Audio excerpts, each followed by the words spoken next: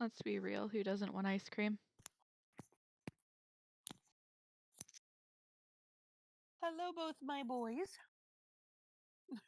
Yes, Ollie. Do you want to try some? Yes, I would love to try some ice cream. Where's my We need ice some cream? more. Come on over. We got ice cream. I can't. I'm quarantined. You don't want the COVID. No, I'm surprised I didn't get the COVID, to be I, honest. I am also surprised you did not get the COVID considering your dad had the COVID. And my mom. Oh yeah, and your mom. Maybe you're just immune to COVID. I don't know. Did Did you you get your results back? Oh yeah, I'm negative. Okay. So is Jason. So it's just Patrick who had it. Okay. You know, but like who knows if that changed. Right. Exactly. I still have to stay here until next Thursday to be safe. True. But hopefully, if he was asymptomatic, maybe you two would be asymptomatic as well. If you happen to get it.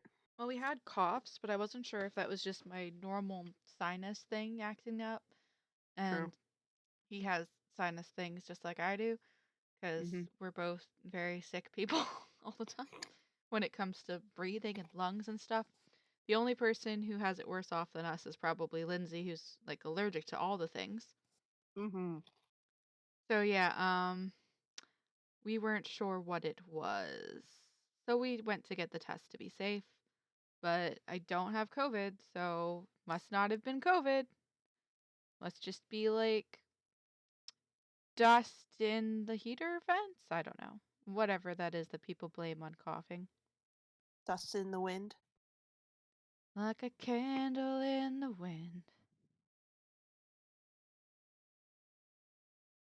But yeah. Yeah. I should poke people because they're not here yet. Nope. Hopefully, they didn't fall asleep again. Who knows? They might have fallen asleep and they haven't gotten up yet. I hope not. Felix was awake about 3 hours ago, so who knows? Because they responded to Rob's question. Mm.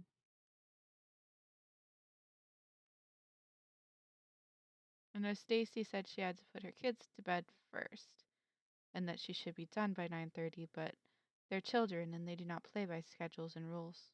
We know this. That is true. Hi, boys. You boys are being so cute. That is because they desire that which you hold within your hands.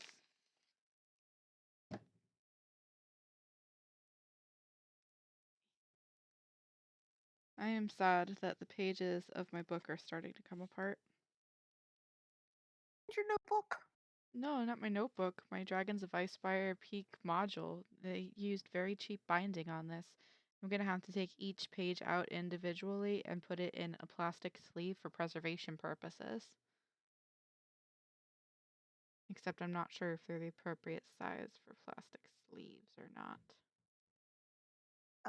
If the binding is coming off and you're able to get the binding off, you can always go to Staples and get it bound together with like a spiral binding for like $5. Yeah, these pages are so delicate. The binding was just like a quarter of a centimeter of glue, so yeah, that's where that is now.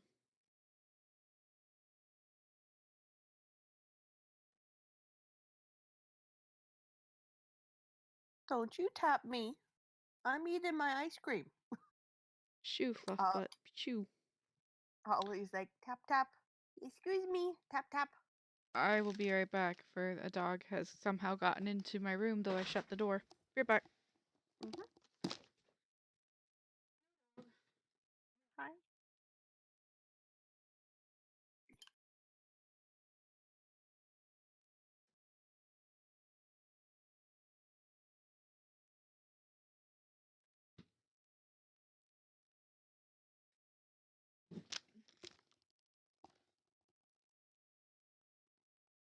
I return. Welcome.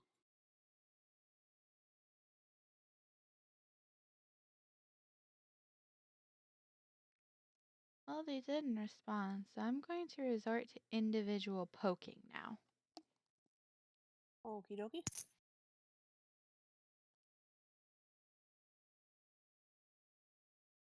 Hmm. Oh, wait. First, let's just get to music.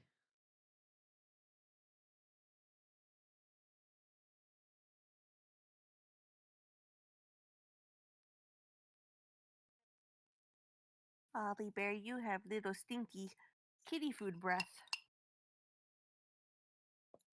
Cat food does smell to high heaven. I wonder I if think it's you part need of a the mint. appeal.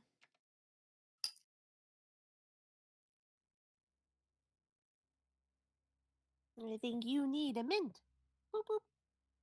Cats I'm know gonna they give can you a get it. hug though, and you're gonna not like it and want to run away because you don't like all the love. How dare you deny the love?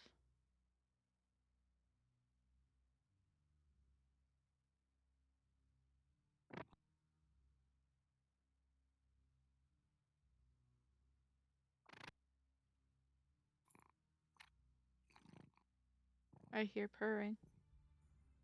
Mm-hmm. He's a loud purrer.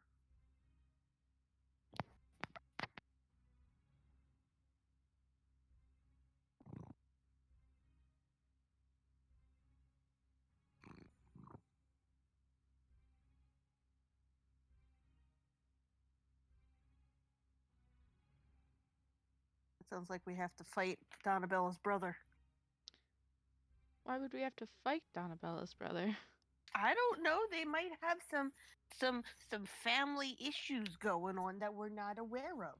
All he did was open a door. Why do you I know, automatically want to kill him? because I hear the music. No, that's just music from now on until forever, just because it apparently doesn't have any copyright infringements on it, so it's the best thing to play at all times. Mm. Also, we're in a deep dark forest and it's still freaking thunderstorming.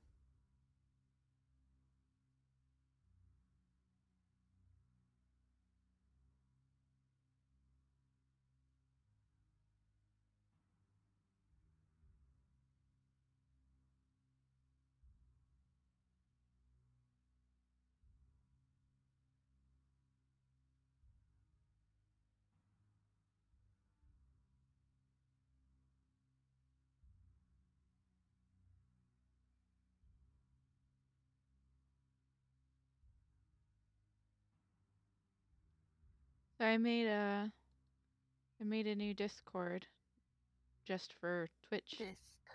Yes. I joined it and I didn't know what it was for, but I joined it. I have accepted your joining and I have made you part of the Pirate Council because you are a cast member on one or more of the shows. I made different channels for all the things. I just have like general channels where people can just hang out and do whatever the heck they like. And then I have a special category for the RPGs and chills show, one for the Dungeons and Dinosaurs show, one for the Dragons also maybe Dungeons show, and then a channel for Monster Mondays that hasn't started yet. Ah, okay. And then if we ever get people who are fans, they can post all their stuff there.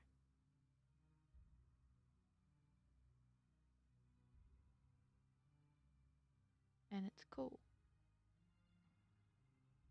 Welcome to the crew. You do not have permission to send messages. Why don't you have permission to send messages?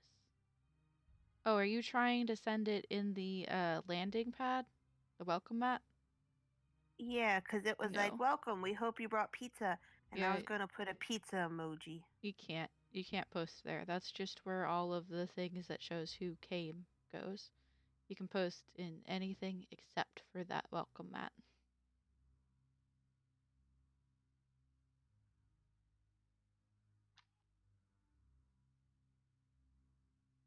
Hello.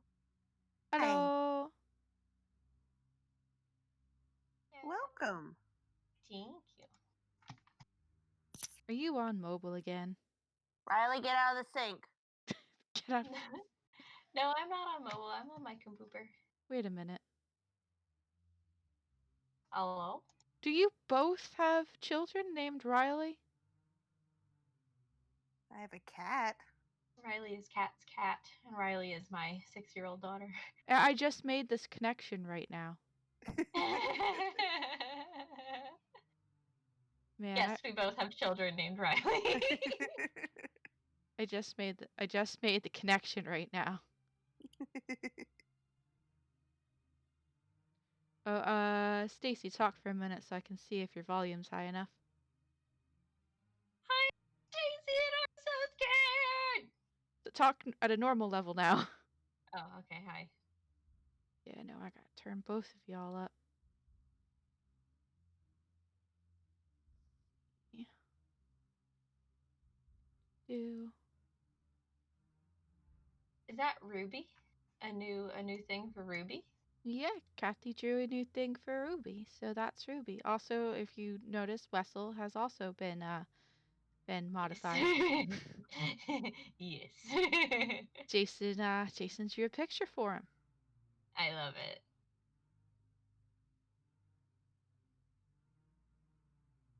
I like that almost all of them are like real drawings now. Not that they weren't before, but like They were fake drawings before. yeah, they were false. Well, you still got Nibby. Well, I mean, Yeah. I have that one of Nibby that's not the best. I don't remember seeing that one. It was in one of the gift gifs. Oh, yeah. Or trauma nibby. Poor trauma Nibby. Somebody should draw Nibby Darkest Dungeon style, just all of the angles and the harsh outlines and all that, and just look completely tortured. So should we be in this server or should we be in the other server? Oh no, this server is where we're supposed to be. The other server is a new one that I whipped up for if we ever, have an audience with like fans and stuff, so they have a place where they can hang out and post stuff, whatnot. I Oh. made separate channels for every single little thing, but this is like the cast recording room, the server that we are in and playing in. I copy. And Felix messaged they she'll be here shortly. I noticed. I need to make your role part of the Pirate Council because you are a cast member on one or more of the shows. Casper. Say what? Cast member. Yes. I like it. and I've got special places for links and stuff. And in links and episodes, if your Etsy ever is at the point where you want to actually like do commissions for stuff, we can put a Thank you for reminding me. I'm gonna see if I can change the name of my Etsy shop. we can put your link to your Etsy in the links and episodes area because that's for special stuff. Once I change the name of my shop, I'm fine with that. We could put all the gift gifs in it in your Yes. thingy too. Yes. I've got a fan art section for each of the thingies. And then I've also got just a general art gallery too in the general channels. I still have to adjust permissions on some of the channels. But that's pretty much done. Pretty much done.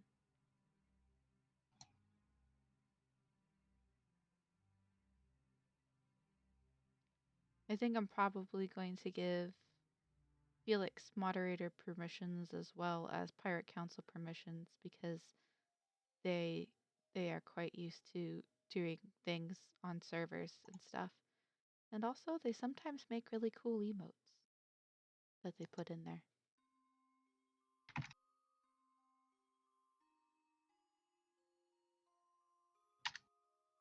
Although, to be honest, moderator and pirate council is basically the same role, just one of them can ban people and one of them can't. You shall be banished. Mhm. Felix can have that power, but Sives cannot. I don't know. I don't know. I don't see Sives banishing anyone. He's more likely to want to talk to them for a couple of hours. I can see where you're coming from, but in the last couple encounters we've had, Sives has gone in. Sives the has gone in, but he the tried to Onkegs. talk. Not to the Onkegs, not to the spiders. Well, to be fair, I don't think they have a language you can speak in. I mean, common's a thing. Yeah, common is a thing, but generally arachnids and bugs don't speak common. I mean, I don't know the things. As far as I'm concerned, everything speaks something. They speak chatter. Maybe I don't. I should change the name of my shop. I have to come Well, up with a better actually, name for my shop. Hey, who wants to help me come up with a better name for my shop? Rooney's shop. Weavery. Well, I not only crochet, but I also make soaps and other things.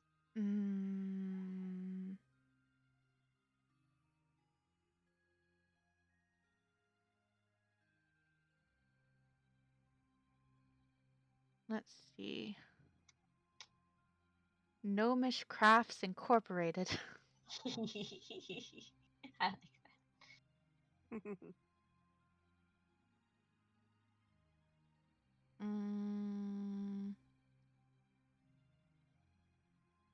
So you make soaps and you do crochet. What else do we do? Lotion bars, and so the name of my shop right now is the Relax Shop, because I do lotion bars and soaps and bath bombs, and I can do lip balms and that sort of thing. And that's kind of what I sold before, was all my bathroom relaxy stuff. But I've been super into my crocheting lately, and I would like to start selling that stuff. But that doesn't really fit under the Relax Shop stish. What about the Cottagecore Gamer? I don't know what that means. Cottagecore is people who really like the aesthetic of, those houses that I was showing you on that website?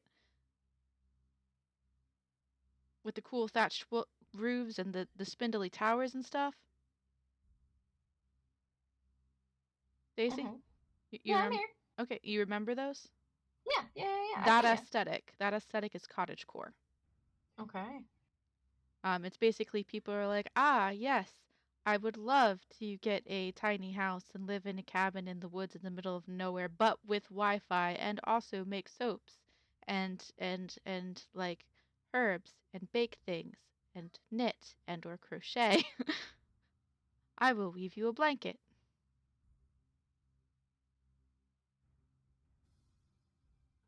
That sounds fun. I want to come up with a lot. I come up with a lot. When I come with, so I don't just make decisions. Stacy is an owl. Stacy is Well, if you're an owl, why not Wise Owl Crafts? an owl. Hello. Hi, Felix. Hey, Felix. You okay?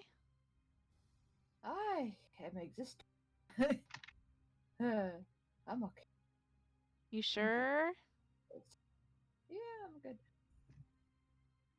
I might have just had to wrestle to get the blankets off the bed because the bed has a giant hole in it. But, other than that. That's the only reason I'm out of bed. I was struggling with blankets and I'm tired. Gosh darn blankets. I just had the worst experience this morning that anybody with a cat could possibly wake up with. Step and puke. No, Did your cat get a friend in the middle of the night to share with you? no. Ironically, my house is pretty bug free, especially since I fucking hate spiders. You would think that there'd be more smaller like bugs or rodents or whatever, but no, no, no, not in my house. No, my cat is a boy cat. Formerly a feral kitten that we found in the woods about 2 years ago. And he's fixed, but sometimes he still likes to do that thing that boy cats do. I woke up to it happening on my pillow next to my head. Fun. Yeah, and partially on my hair, and I had to run to the bathroom and take a shower immediately, and all of the bedding had to be sanitized, and I was very upset. I am told that that should stop happening in a couple of months or so once the testosterone is finally all gone, but yeah. Yeah. Delightful. I've only ever really had girl cats before, or cats that I'd already gotten that were spayed or neutered, so I've never had to deal with that aspect of a cat before. Understandable. So that was annoying. But anywho, it's good to see everybody is awake and alive today, especially given somebody's traumatic experience yesterday. Yay. Hey, you doing okay? Yeah, I'm fine. For anybody out there listening, you almost didn't have a Rooney after somebody who didn't clean the snow off their car nearly got your Rooney killed. This is a formal PSA. This is a formal PSA. People, if it is snowing, clean the snow off your cars, or else it's a literal projectile weapon towards people on the same Front road and the as hood you. of your car. Yeah. Ah. Nearly decapitated Rooney. But like almost literally, yeah. In real life. In real life. No, not this isn't in character. This is out of character. Yeah, this wasn't Cryovane going on a rampage. This was some inconsiderate hack who decided that they didn't want to reach up to brush snow off the top of their car, almost decapitating Stacy in real life. And I understand people are short. I'm one of those people. I understand vehicles are tall. I have a minivan. You still have to clean the stuff off of your car or else you're gonna kill somebody. Cause I'm lucky that my children weren't in the car. I'm lucky that my husband was not in the car. I'm lucky that I was able to get to a safe place to stop my vehicle while still not being able to see in front of me. I'm lucky that my windshield didn't completely cave in to the point where I had nothing in front of me. I'm lucky that nothing got in my. That's wrong. Something did get in my eye. I did get a piece of glass in my eye that I was able to get out before. I still think you should go to the doctor about that. Lindsay was in an accident once and she got glass in her eye, but she didn't find out until like forever later that there was like the smallest little microscopic cut that just got worse and worse. You should definitely go to the doctor. Especially the dust. I did contact my doctor, and she told me that if I started to experience any pain anywhere, even if it was like slight, that I should go either to an urgent care or make an appointment to see her to get thoroughly inspected. She did tell me to have somebody double check my eyes, so I did have my husband check my eyes and my ears to make sure nothing was lodged in there. And we used like extra like flashlights and stuff to like get like a real good look in there. So I'm pretty confident that it's all gone. But yeah, please just take the 5 minutes. 5 minutes, 7 minutes. I don't care what it takes. clear off the ice from the roof of your car so you don't almost or actually kill someone. Okay? Cool. Good talk. So that's 2 PSAs for today. 1, please do not wait to spay and neuter your pets or they will mark your pillows while you sleep. And 2, please clean the ice off of your cars, you fucking morons. Anyway. Or else you're, one of your favorite D&Ders from your favorite D&D stream ever, because that's clearly what we are. Definitely. Is gonna die. It's gonna die. Don't do that. Stop killing D&D streamers. They're a rare breed that rarely lasts an entire campaign on stream. We're getting there. Doing it. Yeah, no, you're doing pretty good. You're actually about halfway through the main part of the adventure for Dragon of Ice Spire Peak. And then So don't kill me in real life, because then we won't finish it. And then after that, I think I've mentioned it before, but Dragon of Ice Spire Peak has 3 additional modules when you download the online D&D Beyond version that I can take us all the way up to, I believe it's level 13 with. So that'll be real cool. Yay! Assuming everybody survives that long. Everybody Dramatic. ready? Yes. All right. Yeah. So when we last left off, everybody had been caught in a really terrible thunderstorm that resulted from destroying an effigy, and they were making their way through the forest in a rather haphazard manner as fast as they could. Things were extremely bad. There was a lot of wind, a lot of lightning. Trees came down, somebody's leg got pancaked. We managed to lift it off of him with the use of several crowbars and a disc. So it was an extreme ordeal. We managed not to murder him. And it's still raining pretty hard. Rooney remembered that off to the path to the side, she knows that there was a hunter's lodge. She's never been to it before, but it's been there for a decent amount of time, and they might be able to get shelter there from this horrible storm.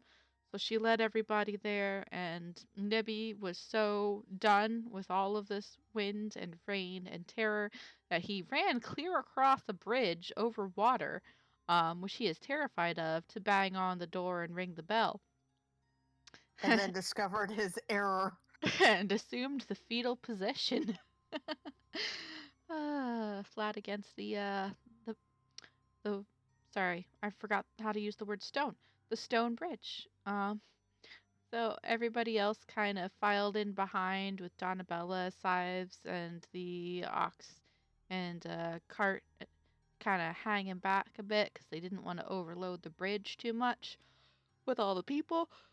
And they got somebody to come to the door, but they were rather reluctant to open it and weren't saying anything. And then after a time, hearing Donabella's voice, they threw open the door to reveal an androgynous youth that looks almost exactly like Donabella, only in a tunic-like shirt and pants, no shoes, standing there. Same freckled features, same haircut, and a small sort of formless cap on their wild dusky yellow hair. And they are jumping up and down and waving their arms back and forth wildly. They can't see Donabella, but they could hear them, and they are doing this motion in a rather excited manner with the door open.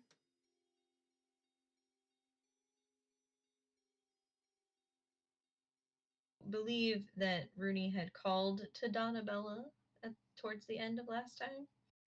I don't know if Donabella was on her way up or not. Donabella hears Rooney call to her, and she's gonna scooch up onto the bridge. Ruby's gonna move back to sort of make room for her on the bridge, so there's not too many people on it. And she's gonna be like, "What is it, Rooney?" There's a person that looks like you? Like me. And she's kind of leaning, trying to see around Nyx. Nyx tried to lean out of the way and is like, "Do you recognize them?" And they're about the same height as Donabella, so a little bit taller than Nibby. So Donabella, as this person jumps, can just make out the features. And she lets out an excited whoop and yells, "Pal!" And she proceeds to try to charge through the lot of you to get to this person. Pretty lets her through. Lets her through. Nibby is kind of curled up in the corner there, so she can probably get over Nibby. She leaps over Nibby and kind of tackle hugs this person, who hugs her back, and they proceed to spin around in a circle with Donabella laughing and Pell just um, smiling happily as they just hug in the middle of the doorway.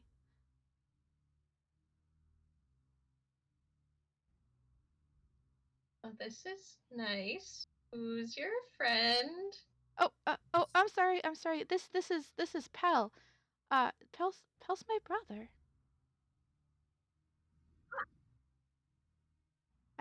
Size. Oh, sorry. Go ahead, Sives. Size has rubbernecking in the background. Oh, I'm sorry. I didn't expect. Pell, what are you doing here? I thought you were working in the city. And Pell holds up their hands, and they proceed to move them in a way that suggests they are conveying a language to Donabella, which Donabella seems to understand. They are signing to her. Oh, oh, all right. Okay. Um. Well, you could have sent a letter, you know. And they kind of roll their eyes, but still smiling, and sign something else to her. Well, yeah, I guess I don't really have an address that you could send it to. That makes a lot of sense. Oh, can my friends come in? And Pell kind of their smile fades a little bit, and they kind of peer out the doorway at the lot of you and look back at Donabella, and they sign something else a little bit more cautiously. And Donnabella's like, "Oh no, they're fine. Look, these are my friends that we're traveling with right now, and my teacher, Master Sives. You remember I told you about Master Sives before I left." And they nod slowly, and they give you another once over before nodding and backing out through the portcullis over here and kind of waving the lot of you in. He, he says you can come in, guys. Wheel in the poor squished man at last. Nippy charges and goes to hide in a corner. Yep. Away from the water, away from the water, away from the water. Ruby's gonna lead the ox through the door. It's bigger than it looks. It was a series of 2 wooden double doors, so the ox and the cart can fit through it rather easily.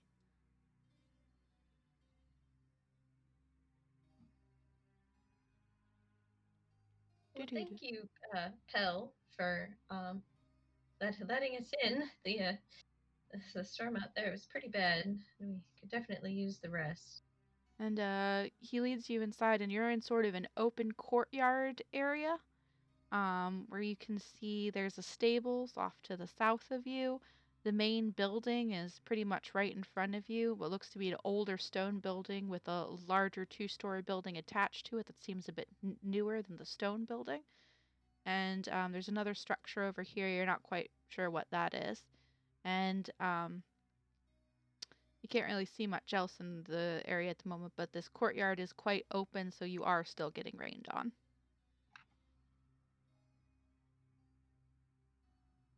Might be a go in somewhere. Is there somewhere we can put our ox and cart to not be in your way?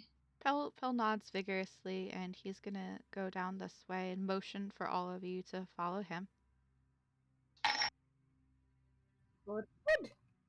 Size is just staring at Pell and like Donnabella's obviously told Sives about Pell once or twice, but Sives has never really asked. But like Pell actually exists, which was questionable before. Yeah, I mean, with Donabella, a lot of things are questionable, and Stives never actually met Pell or really any of Donabella's family before. When he offered to be her teacher, she literally only took half a day to pack up her stuff, and then she was following him without a second thought. So, Love it. Donabella, Donabella does not hesitate to do things. Donnabella's so OP. I love her. Nibby is like secret agent, like against the wall, like just creeping around the wall There here. is no water visible in here other than a couple of puddles from the rainfall that's currently happening. Say what? He knows. He knows now. He knows. Oh Lord. He has to be careful now because he made a horrible, horrible mistake. Oh. And Pell He's kind never of gonna leave here. You know that, right? Like he can't go back out over the. You're gonna have to like knock him out and drag him out here. He's I mean, Donnabella knows sleep, right? Donabella knows sleep. Pell motions over towards where you see stables. There's two riding horses in the first two areas of the stables, and the other three stables seem to be freshly kind of mucked out stalls. And then over here, you can also see there's a couple of pens with some animals in them. Over here, there's a pen full of chickens, another one full of goats, and then there's one with a dairy cow and another with some pigs, and then an empty paddock as well. And no, it is not the same cow. That cow is gone. I felt the gears working in your heads already. Different cow. also not arcane goats. I don't know. Do an arcana check.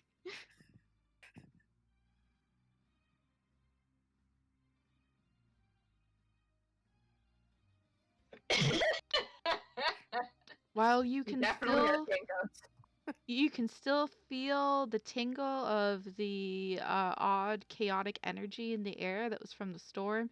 You can't really be sure if those goats are or are not the source of it, though. You know, it's pretty heavy in the air right now. Okay, so potentially not Babam worthy. Who knows? Hard Who to knows? tell right now. But Pell kind of motions to both the stables and the pendant areas, sort of giving you the choice of putting your ox one or the other places, and he motions sort of to over here next to the side of the building as to a place where you can park your cart for a time being. And Ruby is gonna kind of lead the ox over and unhitch him from the cart and leave it there, and she's gonna be like, I'm gonna put him in I'm gonna put him in the stable. He's been out in the rain long enough. I don't want him to catch a chill. And Pell nods at her, and she leads the ox over to the stable where there's already a manger of dry hay waiting. This is a hunter's lodge, so it's quite common that people will come here to get out of the rain if like a hunt's gone sour or something. So they keep things pretty well stocked here for random hunters that are out in the woods. Uh, we should probably seek shelter for the man still on my desk. He looks to be a little bit faring the worse, if you remember me. Are you still conscious, sir? Gives a little tap on his shoulder. I want to lay down, please. Elle comes over to see who you're talking to, and when he sees the man on the disc, he goes kind of pale and puts like a hand to his face in shock and signs something at you, Sives, and motions. Forgets himself and then motions heavily for you to follow him. Righto, here we go. Oh, he said Corwin can help. I don't know who Corwin is. Thank you, my dear. I should deign to learn whatever language that is. It looks fascinating. Oh, it's sign language. I can teach you. They taught it to us at the orphanage, so that we'd be able to sign things to each other. Yes, I do believe you've mentioned that before. I've never seen it. It's delightful. we haven't met anybody else who couldn't talk. And Pell opens the door to the large stone building. It appears to be what looks like one of the oldest buildings in this place, and it looks to be made of a stone that is at least a couple hundred years old, and was possibly the original building that this entire place was based off of.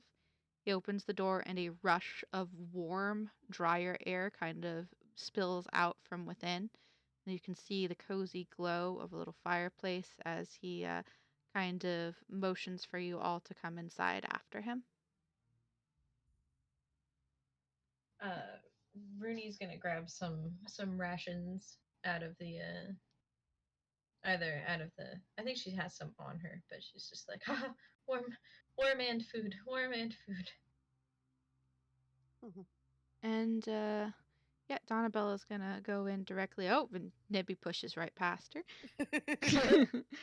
So this kitchen is quite homey. It looks like it had originally been just like a one-bedroom shack that had been expanded upon and made entirely into a kitchen. There are several countertops and cabinets. There's an area where it looks like it's okay to hang salted meats of some sort. There are dry areas for vegetable bins and what looks to be a chill box, perhaps made entirely out of stone and very cool to the touch. There is a place with a large kettle over here in a fireplace type setting where it's positioned over a fire that is currently smoldering, making the room nice and warm. There is next to it an oven, and there even looks like there is a sink with a pump over it that you could maybe pump water into for washing. All in all, it's a very nice, homey little place. Um, Pell makes a couple of motions to you and points at the cauldron and cups his hands together and mimes drinking something out of them, and then points to where you see some wooden bowls and other cutlery that is stacked on one of the counters that looks like they've been newly cleaned and washed, perhaps. And he nods to you, and then he's going to point at the floor and then mime some. Sorry, not mime. Sign something to Donnabelle. He's not a mime. Sign something to Donnabella, and he's going to go through this door and close it behind him. He says we can have some soup, and that we have to stay here for a minute because he's getting somebody named Corwin. Ah, delightful. All right. I'll just leave this man by the door. He'll be comfy. There you go.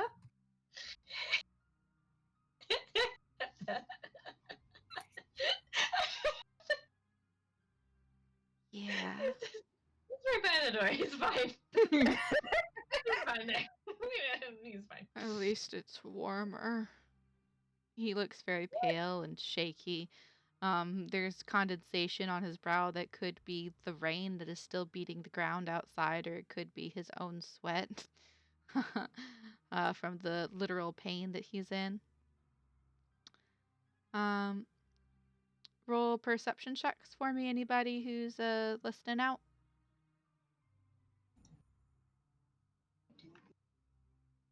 Oh, and Nyx gets some soup for the man. And he kind of looks a little bit nauseous looking at it. And he actually, for all that he was scarfing down like half of the rations in that cart, he just like puts his hand up and pushes it away. Also, I forgot our cart was destroyed last round, so It was great. yeah. Yep. But we had like a chariot left, so Yes. Yes. The partial card. yeah, it's a But chariot. we did now. have some stuff in the pail of colding, so Yeah. I mean, Yes. All right. So anybody listening out, they can hear a masculine tone from somewhere beyond the door that Pell went through. That seems to be talking. The tone is muffled, so you surmise it must be somewhere further into the building. You can't hear exactly what they're saying, but you can hear there are pauses in the conversation, presumably for Pell to answer in its sign language to the person. And then eventually you hear 2 sets. Sives is gonna cast mending to pull the water out of the man's clothes. That's probably a good idea, actually. All right. One less problem for him to deal with. Yeah, fever and chills are not what one wants when injured. Eventually, you hear 2 sets of footfalls coming back, and the door opens again, and there's Pell, and then behind him is a rather tall, elderly-looking gentleman, who is dressed extremely warmly. Oh, excuse me, sorry. As if he is not at all at home in the kind of weather that's going on right now. He too does not appear to be a fan of water because he's in a very fluffy fur drape and what looks like extremely warm woolen clothes underneath that. And Pell kind of holds the door open for him and stands to one side and lets Corwin enter first. My young assistant tells me that you are travelers who have been caught out in this blustery evening, if that is to be believed, yes? Yes, sir. And that one of you is, by God, you are the spitting image of that boy, aren't you? And he stares at Donabella kind of oddly. Yeah, this is my brother. I didn't know he was here. This is weird. Well, didn't really mention you all that much. Assuming this isn't some kind of weird Thunder Orc trick, then,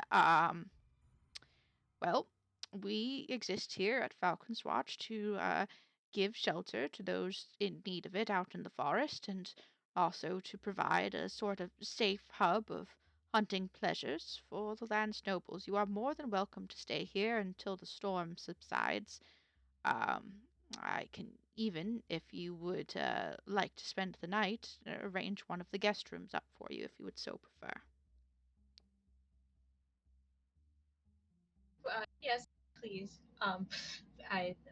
We've been in quite the quite the bit here, and I think we're all in need of rest. That's quite so. This man, who looks like he's about dead. Not dead yet, though. Oh, goodness. Oh, my goodness, that's the gentleman who runs the logging company, isn't it? Yes, he's the brother of the mayor of Vandelin. As a matter of fact. Mayor? Mayor's brother, yes. Your brother's the mayor now? That's odd. Haven't been to town in ages. Well, anyway, he looks a right sight. He's of course, he will need to come with me if you would. Would you? Are you able to make that thing go places? And he motions kind of at the desk, kind of looking warily at it. Yes, of course. That's how I got him here. It's a delightful spell, honestly. And then Sides gives a roll of their good hand. Yes, I see. Well, he can come with me to the upstairs rooms. We're going to need to make him a bit more comfortable, care for his wounds. I am quite skilled in the doctoral arts. You'd be surprised how many lords fall off a horse in the middle of the forest when they're hunting. So I can take care of this. Oh goodness, what happened? A tree. Yes. A tree. And gravity, plus a leg. It doesn't mix very well. A giant bolt of lightning came down and struck a tree. Most of us got out from under it, but he was in our cart, and while the cart took a large brunt of it, he did as well. Oh dear. Well, I'm not entirely sure if the leg can be fully saved, but we We will certainly give it a shot. And he kind of rolls up his sleeves and turns and, in a slightly sterner tone, calls over his shoulder, Master Pell. And Pell kind of darts back into the room and throws up his hand in a salute, back so straight he's actually kind of bending backwards a little bit. Master Pell, please, will you freshen up the guest house for us? This group is going to be staying for the night, and after that, I need you to bring hot water, bandages, and the appropriate salves and splints up to the deluxe room on the second floor, if you could. Pell nods vigorously, and then you see him dart out this door.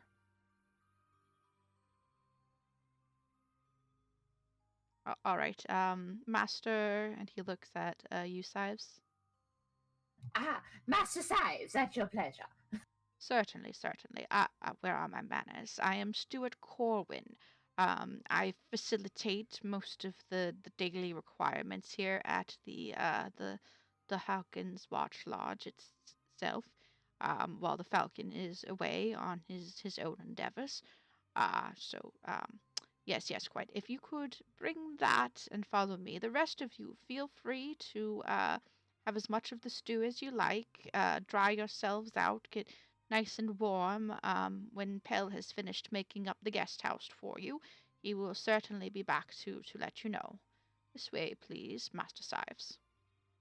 Yes, here we go.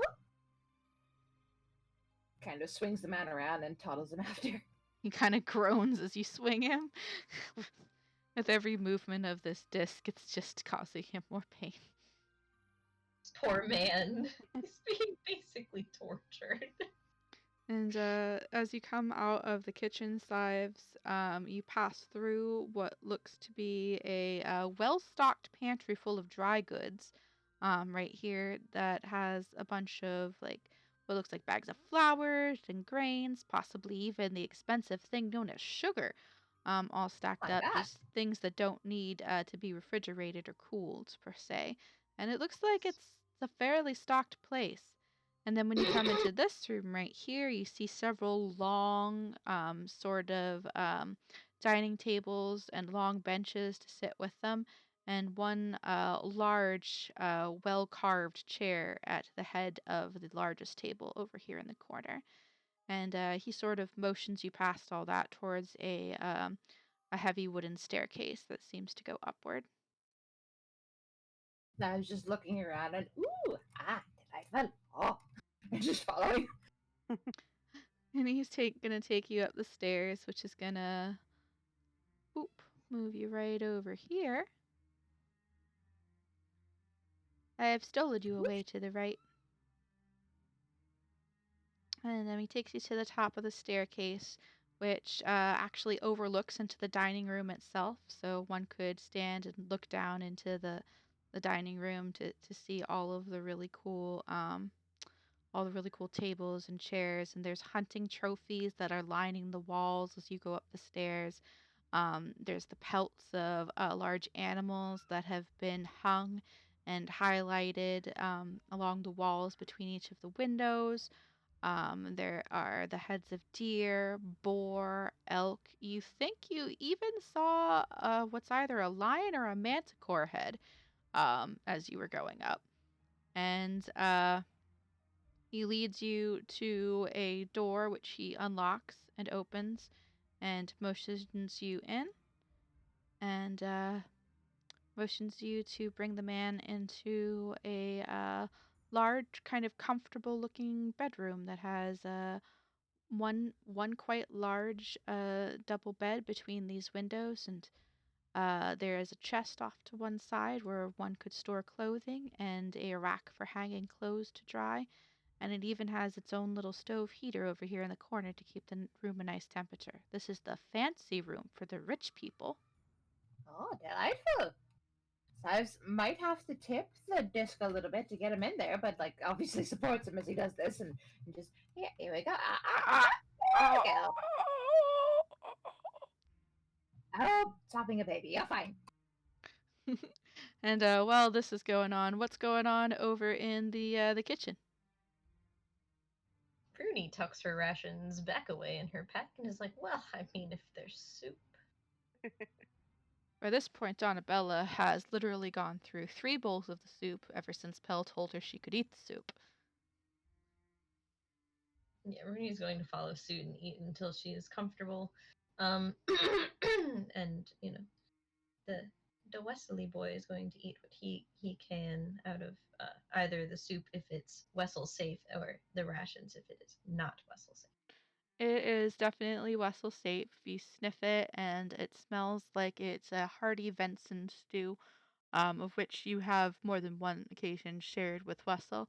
It perhaps has more spices than you would like for your weasel, but it's nothing that'll do much except for maybe give him a case of the gas.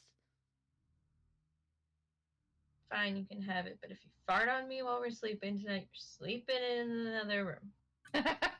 Wessel looks at you sorrowfully. It's okay, puppy. I love you. Makes chittery noises, and he's about to try to stick his head into the entire cauldron of soup. And Ruby's like, maybe not, maybe not. And she like gets one of the bowls and dips it and gives it to him on the floor. He looks longingly at the cauldron. Thank you, Ruby. Yeah, I Nix. don't really Oh, go ahead. fancy weasel jaws inside this what I'm gonna be eating. Nix I guess- makes a bowl for Nibby and kind of gets a bowl for herself and kind of gives it to Nibby to hopefully get him to eat as well. He's kind of falling asleep on the floor. The stew is warm and it smells really good.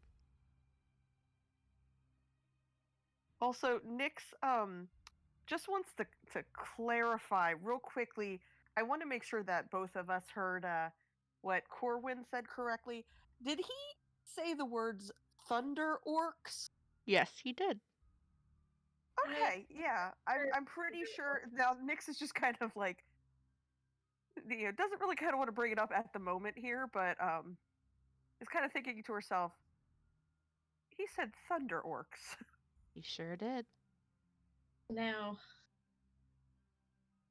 maybe I'm trying to think if that would stir Rooney, because if we remember back at the lighthouse, the orc man there was a sorcerer orc.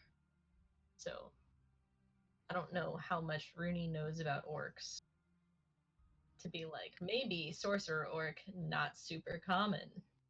Rooney can do a history check Rooney can do that. or a religion check.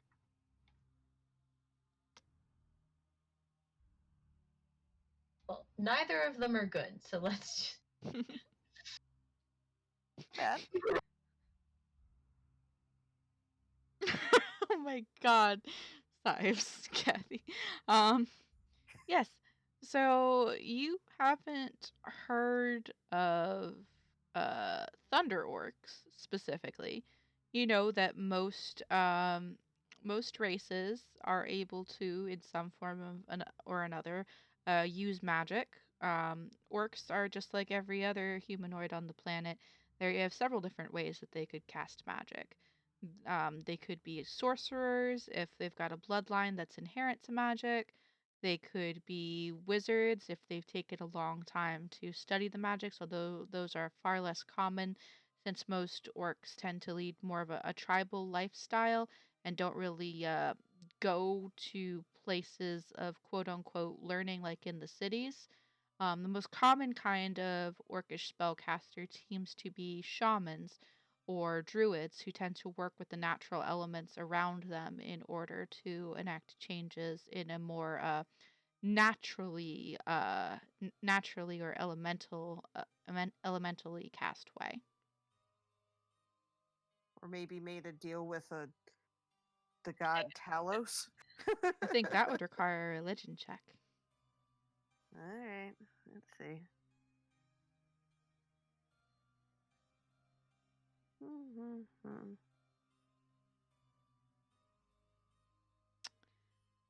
Yes.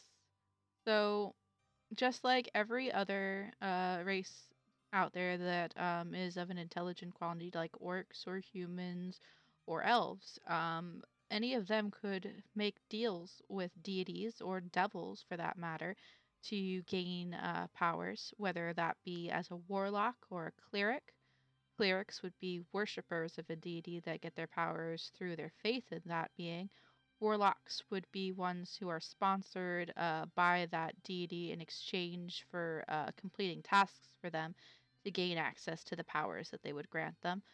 There's several different ways that one could have access to powers from a being like Talos. And they are very lightning based, the things that Rooney was describing that orc in the lighthouse could do. So it seems like it might be a likely thing. Yeah. Rooney is going to quietly bring up the orc sorcerer from the lighthouse and say, "You don't think they're talking about the same? They're probably talking about the same guy, right?" Well, it I hope sounded like he there's more than said. one, says Ruby. It sounded like he might have said thunder orcs, as in multiple of them. I'd rather not think about that. Okay. Okay. All right. Uh-huh. Sure, uh-huh. And as Yeah, I'm gonna be able to sleep. That's right. and as Rooney has a quiet panic attack over her truly delicious stew, we're gonna switch back over to Sives and Corwin momentarily. Sives, despite Tibor's probably obvious protest, Sives will of course help Corwin to move the injured man to the bed and tucks him in, smooches him on the forehead. Pat, pat. What are you doing? Just trying to make you comfortable. I mean, if you do die, you want to die peacefully, right? And if you don't die, then bonus. Corwin kind of looks at you weird and says, Generally, it's not really the best thing to dim somebody's spirits who's already so obviously weak from this nearly fatal wound. Nearly fatal! Nearly fatal. What? Don't Yes. worry. He We'll said have me. a tea brewed for you that'll take all of the pain away. So even if you do die, it won't be screaming in agony. What? There. And he pats the man on the head too.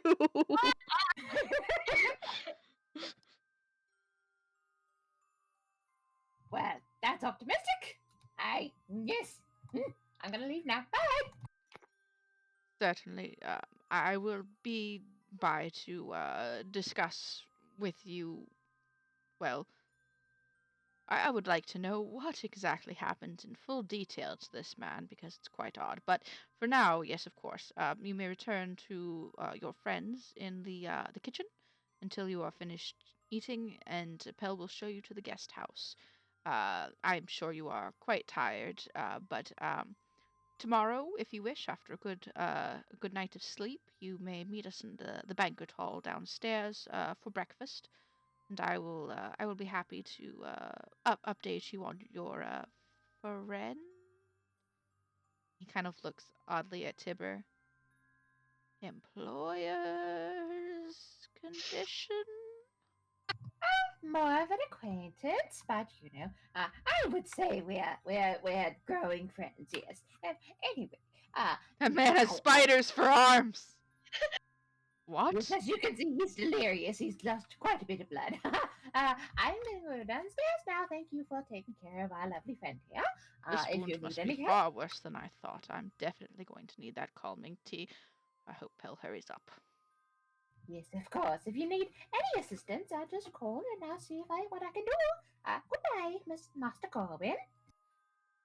Certainly. Have a good evening, Master Sives.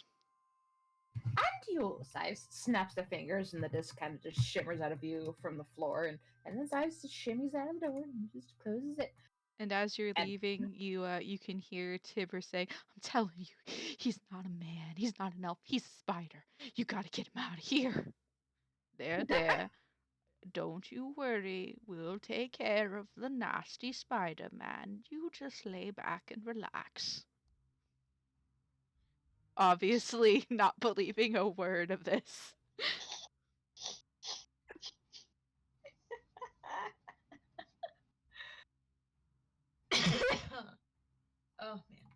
lovely man with a similar sense of optimism. Delightful.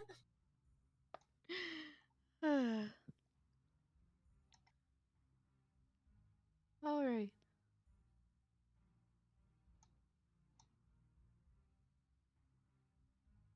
Says, passes through the dining hall and the pantry and comes back and opens the door carefully. Steps through. Hello, I am back. Master sighs the stew is so good you should try some. Yes, I think I will. And then proceeds to not. Donabella gives him an empty bowl. It's time for charades. Donabella gives him an empty bowl, acting like it's full of stew, and goes back for her fifth bowl. So, what did I miss? We were just discussing thunder orcs. Yes, that does sound terrifying. It's like a normal orc, but with thunder. I mean, we've encountered the sorcerer orc back at the lighthouse who had the lightningy powers, and we've been seeing lots of blue lightning. Blue lightning sounds like it could be an orc's work, couldn't it? Ah, that's a good point. I'd almost forgotten about him and his giant green beating heart in the top of a tower. That was pretty terrifying. Yes, indeed. So, given the fact you were a zappy little bug back then, how are you doing? You seem a little stressed.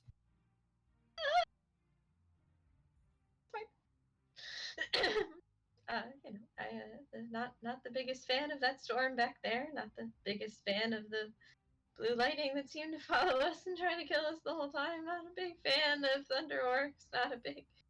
I think I just need some sleep. There's a crack of Yes. there's a crack of thunder outside.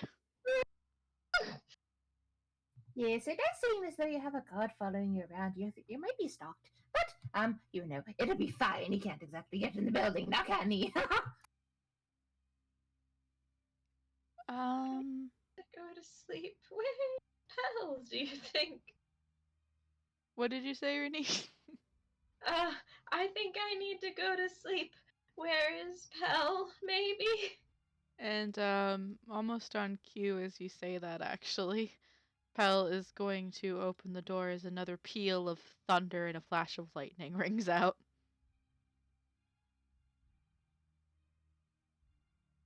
And he's gonna walk in kind of soaked from head to toe, but beaming happily and wave at all of you. And then he's going to step in the middle room and sign something to Donabella, who swallows her stew. And Pell says that the guest house is ready for us, and that there is enough cots for all of us in there. Oh, well, there you go. Delightful. Wonderful. Thank you, Pell. He also says you're gonna have to run through the rain to get there. I will run to get to a bed.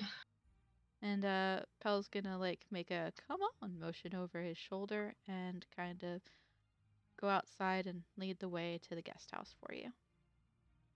Donabella steals a sixth bowl of soup to take with her for the road.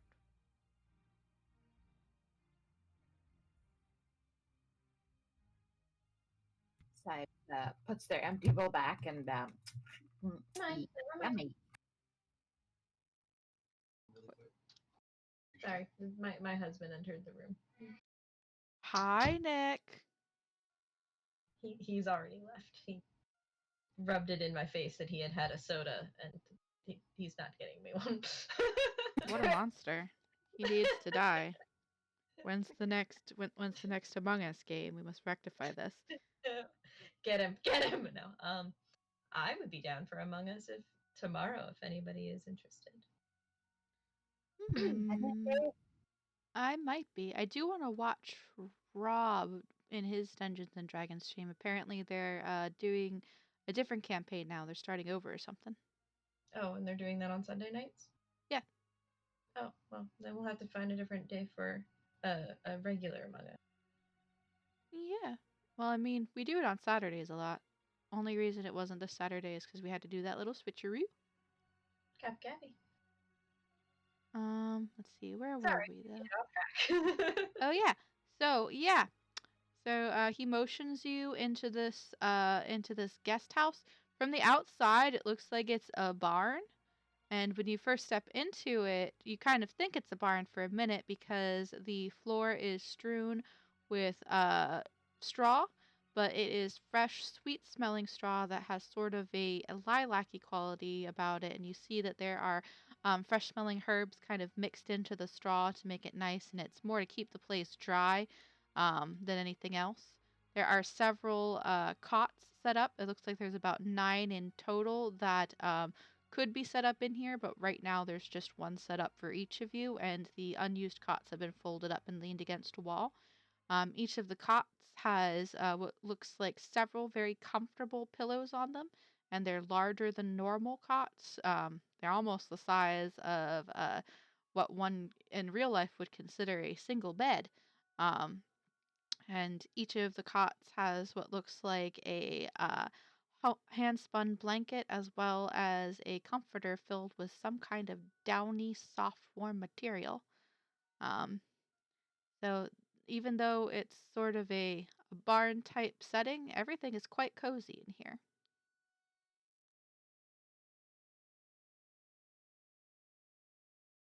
Huh. I've just Sives enters and looks around and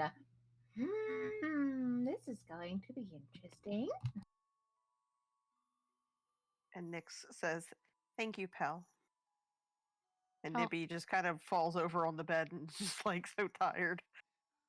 where's Also, the one furthest away from the water as possible. where's the baby Manticore right now? Does Nick still have him? Yes, Baby he Manticore's probably needs to probably be fed. probably gonna be getting hungry pretty soon.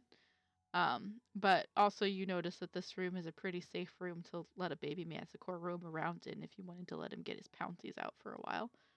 Um, She'll wait for Pell to leave first, though. yeah, Pella's gonna kind of bow to you in like a little half bow motion, and then he's going to sign at Donabella, and Donabella's gonna look to Sives for a minute and say, "Oh, Master Sives, is it okay if me and Pell go catch up for a bit? I haven't seen them in like 3 years, I think." And Pell Well, signs again. 5 years. well, of course, my dear. Go and talk and snack and do whatever the siblings do. I look forward to meeting you in person and in depth later, Pell. Pell nods vigorously and offers you a hand to shake. Sives offers his good hand, of course. Pell takes it and kind of looks worried because it's very cold, but shakes it anyway. Meet you. And I would love to get some lessons on your sign language later, if you don't mind. I'm a quick learner. You're fine. Pell's smile kind of increases and he nods vigorously. You get the feeling Ah, he doesn't get the opportunity to teach things to a lot of people. So this sounds like a nice diversion from his daily tasks. good. Now off you two go, scamba. They do indeed scamper, like literally scamper out the door. So how did our nice friend that we rescued back there look when you brought him up? Ah, well, you he's fine. He keeps insisting that I'm a giant spider, but otherwise he's fine. See where he's coming from. Points at Sives' spider arm. Yes, but it's not a problem. He's going to be dragged to sleep soon, and that's good for everybody.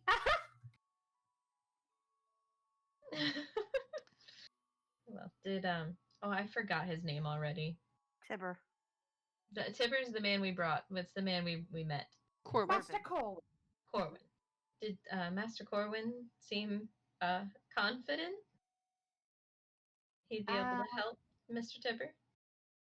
Fairly confident. Yes, he didn't say for sure he was going to die. You know, just just made sure he was going to be asleep. So if he does die, he'll be painless. Like, it's hard to judge. Anyway, I think it'll be fine either way. He might need a prosthetic later, though. I'm just gonna say that.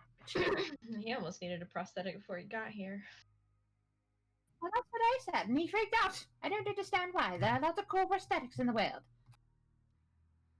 I think he might have been thinking you were going to give him a spider leg. Oh, why would I do that? That's highly impractical.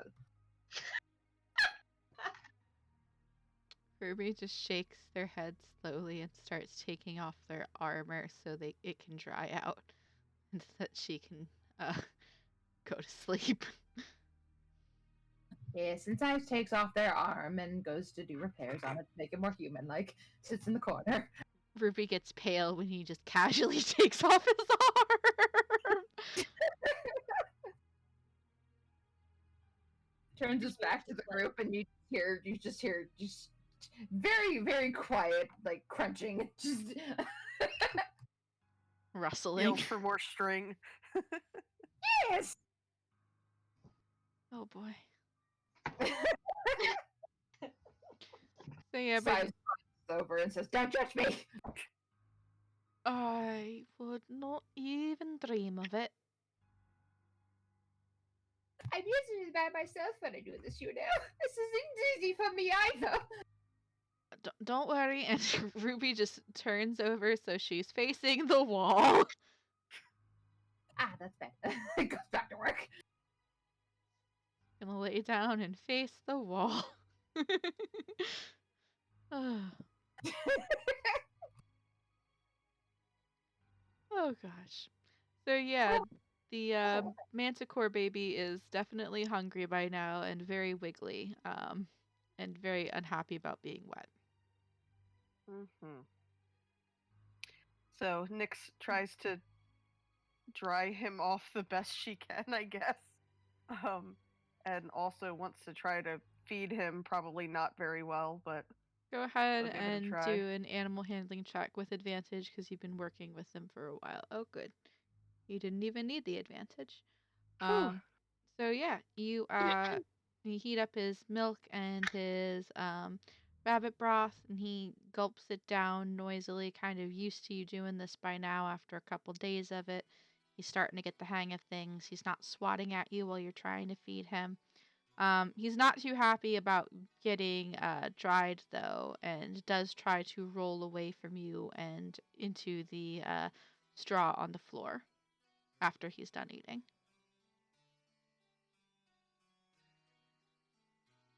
She's gonna kind of let him, explore a little bit and try to see if she has anything that she can use to like play, but she's not really sure of how to play.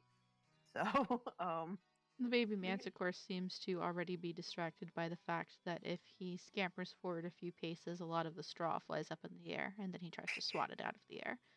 So he's finding entertainment within himself. she might find like a long piece of straw to like, one of those little cat toys on the stick. Oh yeah, he's all about that. The moment you start doing that, he flops onto his back and starts waving all four paws in the air, trying to catch it at the same time. You narrowly miss being stung by a scorpion tail as it zips outwards momentarily. And he's She's like, off. maybe I should change my tactic here.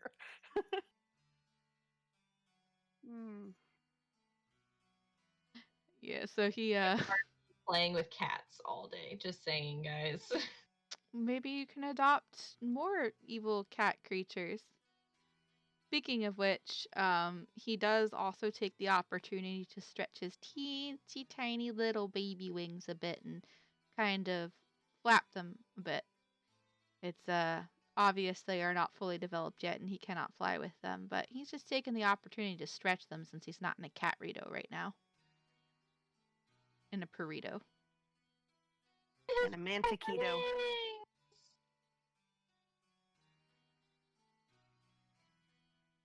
He gonna be so big and fierce.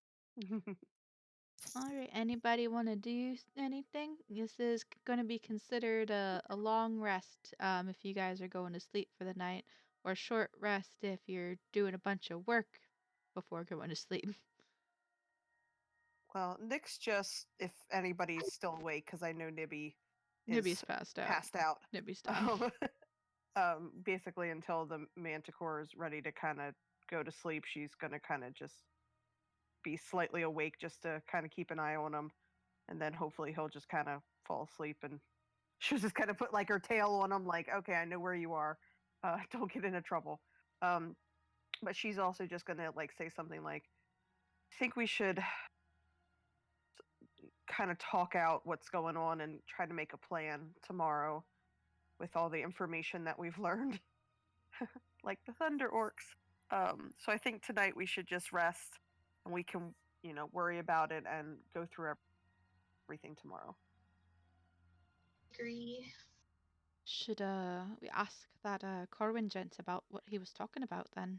Over, well, I don't know if they do breakfast at this place.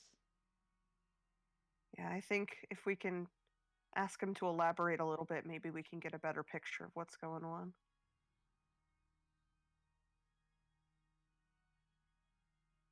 All right, that sounds good to me. Uh, wake me up if everything's on fire and we're dying. Otherwise, don't bother me. And Ruby is saying all this while still facing to the wall to give Sias his private arm time. Yes, private on time.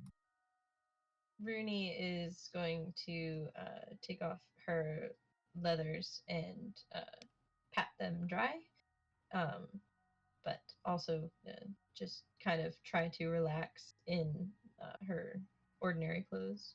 There are several racks in the room where one could hang weapons or clothing to either dry out or just to have a place to put your stuff. It seems that this guest house, as they call it, is something that is frequented quite routinely by people in the forest. It's kind of like a way station. And she'll also hang her leathers on one of the racks. Nyx will hang like her cloak and try to get like the cloak off at Nibby, who's just kind of sound asleep at this point, and just try to, hang that up to dry. And Lil's also just snuggled up next to Nibby on around his, like right by his neck. I should definitely read that paragraph that they just posted. Yes, well, so Sives eventually decides, after shaving the arm and rebinding it to look more like a human skeleton arm, this is a lot of work, and it looks dumb. It's lightweight, but it doesn't look cool, and if Sives' scavenged parts don't at least have a decent aesthetic, then what is the point? Sives might as well be wearing an army cap and slogging boots at that point. No, the spider arm has got to go. Sives probably just breaks it into unrecognizable pieces of chitin and tosses them into the bag of holding to deal with later, and then proceeds to sit up and crosses their legs and goes into a trance staring at the wall. All right. So a lot of you sort of settle in for the evening, hanging up clothes that are soaking wet to dry, letting armor air out, just getting comfortable. And it is surprisingly comfortable. You would think a place like this wouldn't be so comfortable, what with them being cots and all. But whatever mattresses they've got on these cots are, they're stuffed with something extremely soft, like bushels of wool, or perhaps even the down from some of those geese that you saw in one of the pens over yonder. And they're quite comfortable and warm too with the comforters. So you guys actually spend an extremely restful night of sleep here. Um, you're only woken up once from a particularly loud crack of thunder that almost shakes the walls around you, but it seems to be the final dying cry of the storm itself, because after that the rain starts to peter off and you no longer hear it drumming so vigorously against the roof, until eventually, as you all fade into sleep once more, it's nothing but a misting trickle. and you all wake up alive the next morning. And sometime during the night, Donabella had made her way back in and is on one of the cots curled up in a ball with her unicorn hat hanging on the rack next to it. She did not change out of her wet clothes, though. Surprise, surprise. Bella, I think the last time we all like sat down, got cleaned up, and like took a long rest, she also didn't do that and ended up being like covered in blood or something. Yeah, Donabella doesn't give a care. uh just to put it lightly there. She does not care ever. So yeah. Fix all my stuff real quick. So we've had a long rest, so we've recovered our hit points and spell slots, right? Mhm. Hmm. Gorgeous.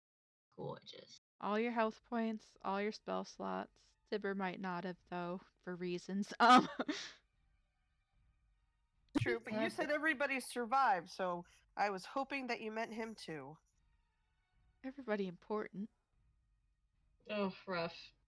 I'm gonna tell Tibber you said that. You do that. You do that. We might need Sives to do that. Maybe he'll haunt me. Maybe Sives can put him inside his next arm, and he can animate his next arm for him. Oh my god! Really? Now Sives is like, Tibber! I may have to visit him. Now I know your leg is a pancake, but we all know you don't need that arm anymore in your state. I'll just be taking that now, shall we?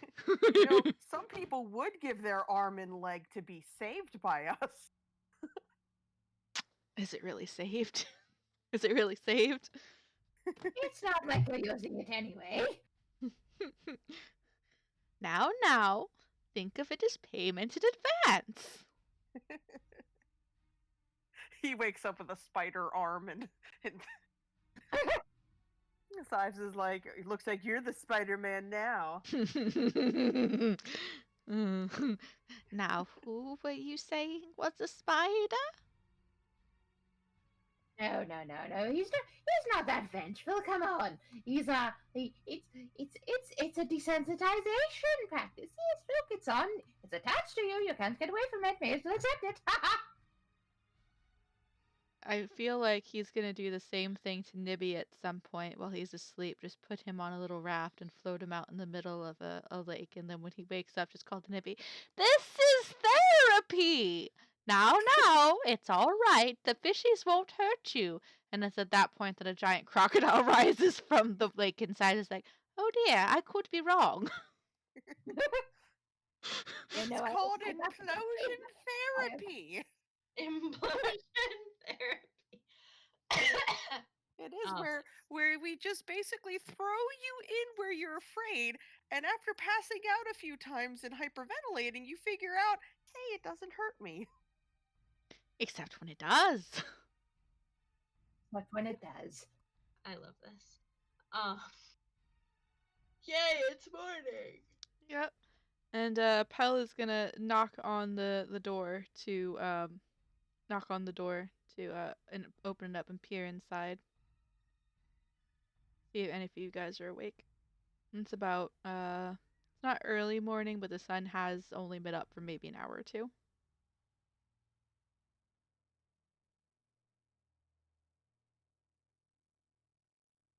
Let's see if anybody's awake. Donabella isn't. Donabella's snoring up a storm. Donabella. Nyx is not awake. Uh, she is she is not anywhere near conscious. By the way, your Maybe baby woke up. Manticore ended up underneath the cot that you were sleeping on last night. It burrowed into the straw and it made itself a little nest. Nibby's awake because he's a morning bird. Rooney is awake and gathering her armor and things from the rack. Pella's gonna step in upon seeing that somebody is awake and kind of wave at you, Rooney. Oh, hi, Pell. Sorry, I don't think everyone is up yet. No, Donabella is sleeping. Pell kind of grins and nods knowingly, and kind of holds their nose and sucks a breath in to mimic a snore, as Donabella does the same. Uh, except for the pinching nose part, she just snores because she's Donabella. Um, and then he is going to wave a hand to kind of indicate both Rooney and everybody else in the room whether they're awake or not, and then mime putting something to their mouth and eating it, and point back towards the main house. Food back towards near the kitchen or in the big house at the middle.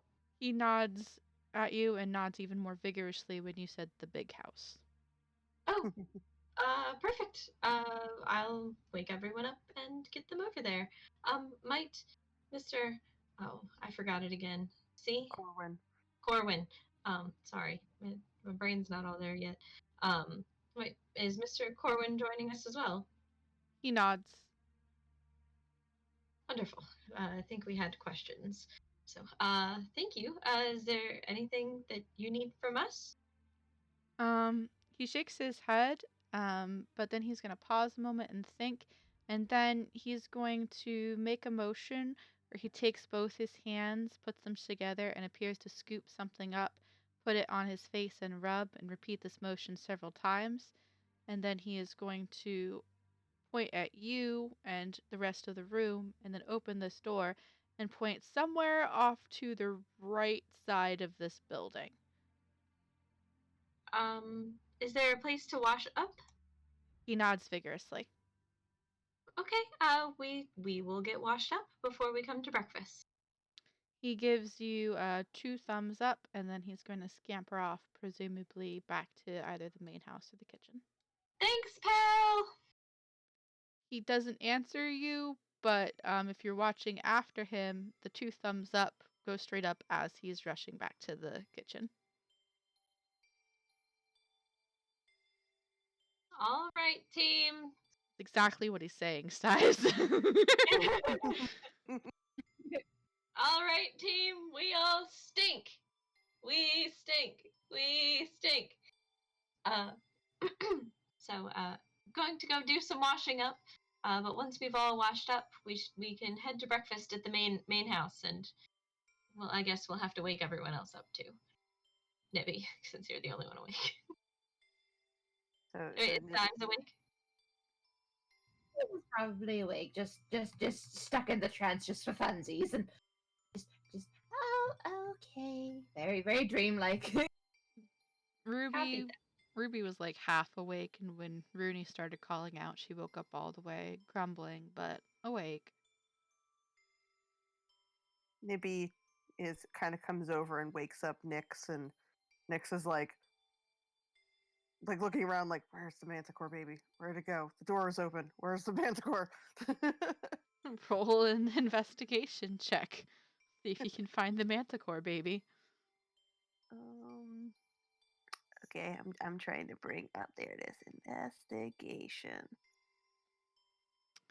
I find him.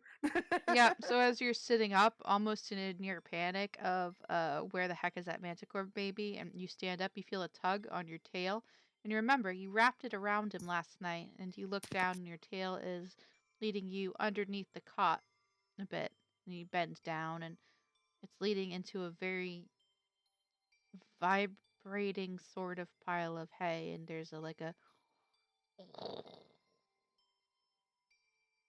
and you kind of brush the hay off, and you find it sounds kind of like a growl, but apparently it's a purr of the Manticore baby.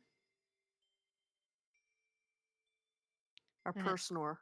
yeah, it's a purr snore, and it's just curled up there in a nice, cool little ball with its scorpion tail tucked behind its head, and it's just snugged up with your tail kind of half wrapped loosely around its waist. I So love Nyx figures she would tell Nibby to go get cleaned up first, and she kind of prepares some food. She kind of lets the Manta baby sleep a little bit more, but figures that he'll probably be hungry when he gets up. All So right. Nibby kind of sneaks around the house. Eh, When Ruby yelled, "We stink! Everybody get up! I'm getting washed up and coming back," she went out to go get washed up. All right. So, Rooney, when you come out to this side, you see two things. The first thing is what looks like and definitely must be an outhouse. It has a door that opens and shuts with that little half moon symbol on it. And then right next to it, off in these two corners, there appears to be what looks like a large trough that is used to collect the rainwater. It is mounted overhead, and several ropes that lead up to it that allow you to momentarily release some of the water down on top of yourself. It's going to be very cold, but you'll definitely be able to get clean. There's also soap that kind of smells faintly of rosemary, lavender, and other herbs that are hanging in on the ropes that you can pull, so you can like lather up and stuff. Well, this is certainly interesting. hmm And there are partitions. It's not like it's not like a shower, but you can like position these wooden panels that are on legs in a way that you could like box yourself in. So if you had to get naked in order to shower, you would be mostly obscured unless you've got a weird peeping Tom trying to see through the cracks. Mm. See, I didn't like that you said unless you have a weird people. I mean, like it's not a bathhouse. There's no like stone partitions like that one thing in Saltmarsh that I worked up for us. But this is very rudimentary. It's still in the wilderness, even if it is kind of nice that they have this rainwater collecting system. Not many places would have something like this. It's still very basic. There's enough that two people could take a shower while partitioned from each other and nobody could see them unless they were purposely trying to make a nuisance of themselves. Be that. And Nibby and I are about the same height, so I don't really have a concern there. So Yeah. Rooney's Nibby's gonna also a little freaked out about the idea of pulling a rope and a tub of water falls on his head. Poor Um, Nibby. and so Nibby's just kind of like he kind of like pulls it and like jumps back and is like uh uh and he look around for like a bucket that he can just kind of Roll a just get a perception little check. bit of water. Roll a perception check for me, Nibby. Perception. Yeah, so you look around. You don't see any in the area of where you're standing, but you do see that there appears to be a bucket kind of sitting next to the outhouse over here. You presume that people use that bucket to like take some water into the outhouse so that they can like, flush it out every once in a while, make sure that nothing's gotten in there and is like icky. And the bucket's okay, The like it's bucket's not icky fine. itself. No. Okay. It's It's it's not used. the bucket that we found in Tiber's room. No, it's not that bucket. No, this is a normal I am used to carry water to a location bucket. This is not a I am used for purposes other than what I was made for bucket. This is not a So bucket of horrors. This is a normal water carrying wooden bucket. And it does not appear to have ever carried anything that was not water. so Nibby borrows the bucket and kind of gets some water and is like, I'm just going to use this water instead of all of that water, and kind of just stares up at it like, I don't even want to be underneath this thing. Copy that, Nib. Rooney's like mid shower. And so Nibby's just kind of like, um, um, uh, in here, I'll wash. So you go So into he the kind of goes outhouse. in the outhouse and just kind of like, pours it over him and just kind of like scrubs himself and then comes back out. The And then goes back outhouse in and uses the outhouse and then comes back out Puts the bucket back. The outhouse does have an angled floor, so you don't like totally mess everything up by doing that. It has an angled floor so that it kind of flows into a grate like at the back of it where other things flow when you actually use the seat portion of the outhouse too. Um, so you don't have to worry about stepping in anything weird from the overflow. They keep it really clean. They're not savages, despite living in a place in the middle of the woods. Um, so Pretty sorry, small place in the middle of the woods. We're not savages. exactly, Rooney.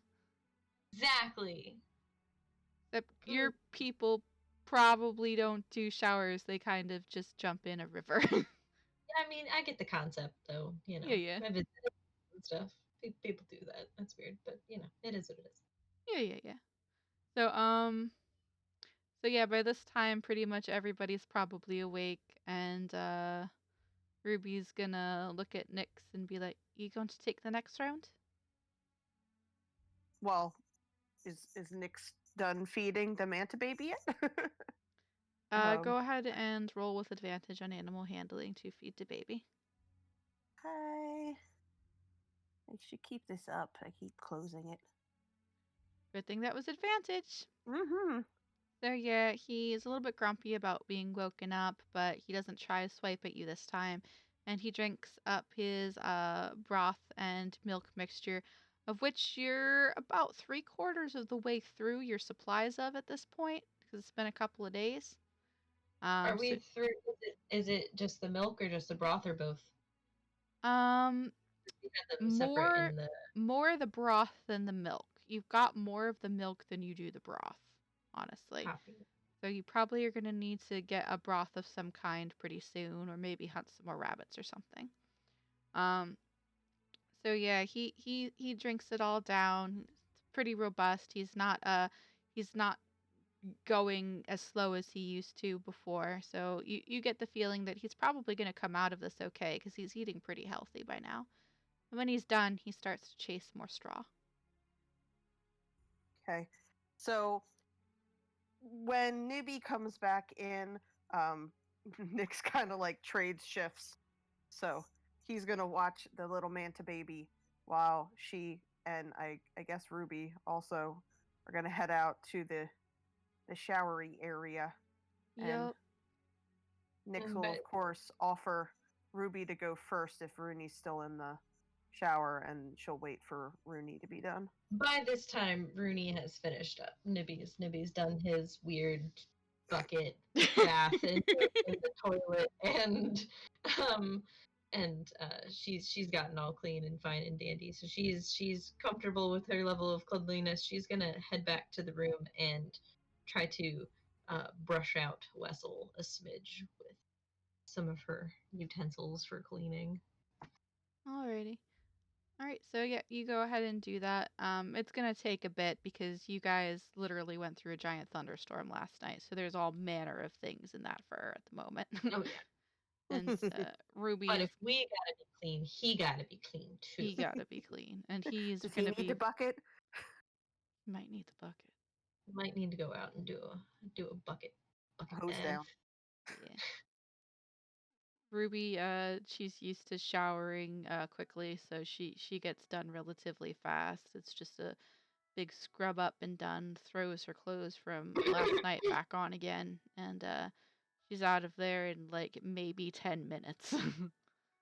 But she's kind of military-esque, so that's pretty expected. Nyx is taking a little bit longer, but she's not trying to like, you know, be in the shower too long because it's a little chilly. But she definitely wants to make sure that, like everything in her hair and everything got cleaned out because she kind of fell in the mud a few times. At this point, Donabella has woken up and she yawns. What's for breakfast? Well, Pell said that we should get washed up, and then we can head to breakfast in the main house. So, Oh, but I don't wanna. yeah, well, he seemed pretty insistent from the little bit that I picked up. So we should probably get washed up. I already took mine. Um, there's a couple shower stalls, semi shower stalls, just outside the building. Nibby went, Ruby went, Nyx went. It's just you and Master Sives, and Wessel might need a scrub down out there. Not sure. Hell, he was always bugging me about things like baths and stuff when we used to live together. This is ridiculous. I don't need no bath. And she's mumbling all the way out there. Okay, sibling rivalry. And I you was just hear about to have Nibby yell out there, "There's a bucket by the outhouse!" you hear like- an unearthly shriek because she was not ready for the cold of the water. It's always been a little bath vetted. We usually do a little bit of a dust bath or a sponge bath or something like that. It's just it's a thing. Speaking of, can you even take baths, Master Sives? Why not? I wasn't sure if there was mold concerns. But no. I worked that out ages ago. I'm afraid to ask how. Ah, well, it's a good thing you did that, huh? Aye, well, Bacon's calling me. I'll see you lot at the table. Off Ruby pops. See you then. Sighs goes and uh, just waits by the door. Just bath time. Yes. Donabella comes back shivering. It doesn't look like she took off her clothes to wash because they're also dripping wet. She just went in and pulled the string and just got dunked with water. And she's like, "I'm clean." And then she puts her hat back on, which is the only dry part of her, which is the only thing she took off to take this shower. Donabella, come here, come here. Oh, okay. What? Sighs just gonna pat her on the shoulder and use mending to dry her clothes too, because we don't want hypothermia. Can mending dry things? I think so. I don't know if I think mending that's can dry things. This spell repairs a single break or tear in an object you touch, such as a broken chain link, two halves of a broken key, a torn cloak, or a leaking wineskin. I think As long as- prestidigitation is the one that can dry stuff.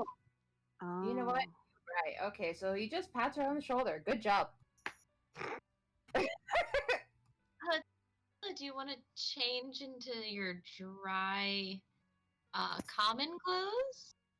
These are my common clothes. Oh, okay. Well, never mind then. Well, then, why don't you stand close to the fire while you're eating your breakfast? Dry off that way, because we don't want you getting sick now, do we? Oh, yeah, that's a good point. I'll do that. Bacon! And she takes off at a run. Don't slip! You see her bare foot hit a puddle and splatter mud all over her newly cleaned legs and dress, the lower part of it anyway. And, yep. Well, she didn't slip. Sides just heaves a sigh and then slumps off to the shower.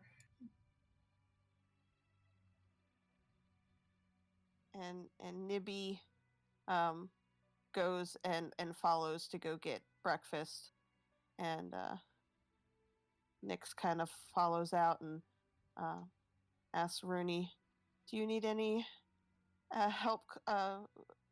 Brushing Wessel out?" No, we're gonna go take a turn at the bucket. Okay. and Nyx also looks at because she picked up the manta baby. And does he need to be washed or cleaned? Surprisingly, no. Okay.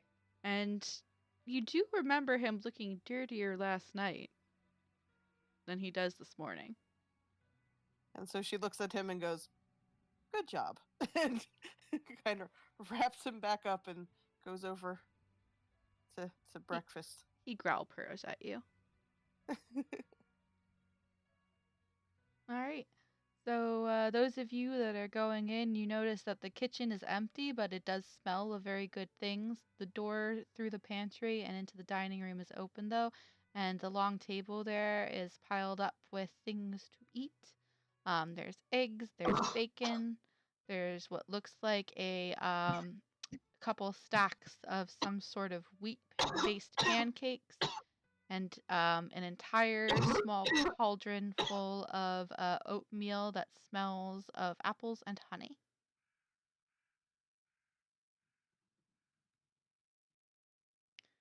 Maybe forgets about the whole water thing and is just inhaling food. Donabella is sitting next to Pell, and she is signing to him while stuffing her face so that she can still talk and eat at the same time.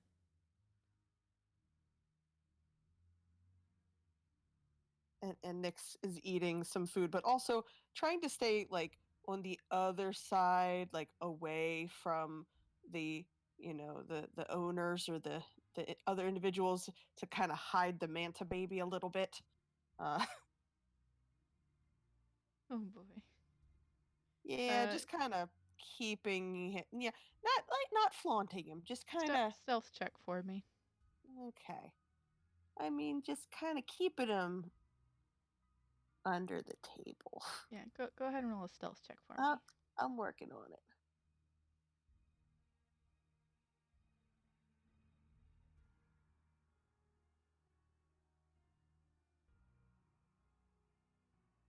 Yeah, you managed to tuck him under the table without anybody noticing that he went there.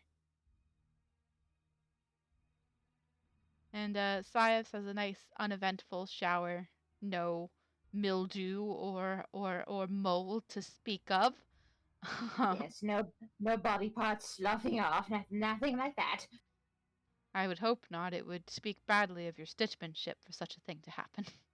Exactly. That was all trial and error way back when. It's okay now. And Rooney Wessel obviously does not like his wash, but he does appreciate his brush because you get all the burrs and things out of his fur that were annoying him.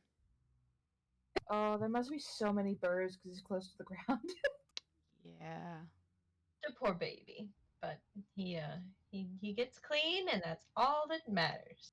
Gets clean and then he shakes, and his fur goes foof. He's now a floof. He is extremely floof. He has doubled in size. I'm going to try to brush some of that down as to not have him be threatening to the to the crowd. As you brush it, it gives off blue sparks of static electricity. Ah, no more brushing! No more brushing it! We're not brushing you anymore, or ever. Not maybe not ever again, because it is your favorite part of bath time. But we are not doing it anymore right now. Let's go to breakfast. I know Whistle you looks love breakfast. Whistle looks at you weirdly, just like, what? Oh, it's okay, breakfast. Let's go to breakfast. Breakfast time. He understands breakfast and he definitely wants that, so off he pops wherever you go. Yes, and the size will probably, after the shower, just give the clothing a bit of a spot wash.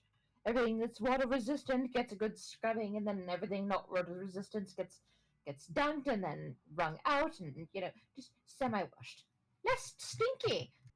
Then redresses, slightly damp, and rejoins the others. Excellent. So once all of you have sort of gathered at the table that has all of this lovely food on it, and you're starting to dig in, you hear the thump, thump, thump of elderly feet coming down the stairs, and Corwin joins you inside the dining room. He looks like he has a tray with an empty plate on it that has a few small scraps of like toast still left on it. He sets to one side before sitting down to his own breakfast. You'll be happy to know that your friend survived the night. Oh, good, You good. He definitely not going to keep that leg, though. We're going to need to get that amputated. Well, that's what I said, but he was being a bit of a baby about it. I'm glad he's come to his senses. Oh no, he's out like a light. He's not going to wake up for a good long while. I'll be removing that this afternoon before it gets infected. Ah, good, good, good. Ah, I have a bit of medical knowledge, so if you could require aid with the surgery, I would be happy to lend my services. One Oh, armed boy, maybe. most generous of you. But I am actually teaching young Pell, and he nods at Pell, some of my herb craft and medicinry as it is. So it's quite the chance for the lad to be able to assist in a real medical practice. And Pell kind of perks up, looks super excited, like this is what I'm here for. This is what I'm trading for. Well, of course. How exciting! Oh, wow, pal. I didn't know that you got apprenticed to a real doctor. I know that was your dream. And Pell just nods vigorously and signs to Donabella for a moment and then just like waves his arms around the whole of the place and goes back to eating. Oh, he said that this whole place is awesome and it's helped him a lot.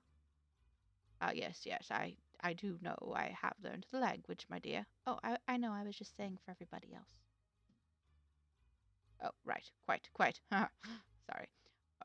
But yes, if I may, he was a bit jumbled. I know it probably has to do with the fever. About what exactly happened to him? He said something about bugs and spiders and then lightning and I. What exactly happened up there? Well, I guess we'll talk about the logging camp. Yes, well, when we arrived, we were beset by these creatures who surged up from the ground. I don't remember the name of them. On keg. Yes, those. We fought most of them outside of the camp, and then it was Rudy and I who took it upon ourselves to go check the building, which is where we found Master Tybor. Yes, he did say something about hiding for a bit, and it was all very, very jumbled. So you say insects did this to him?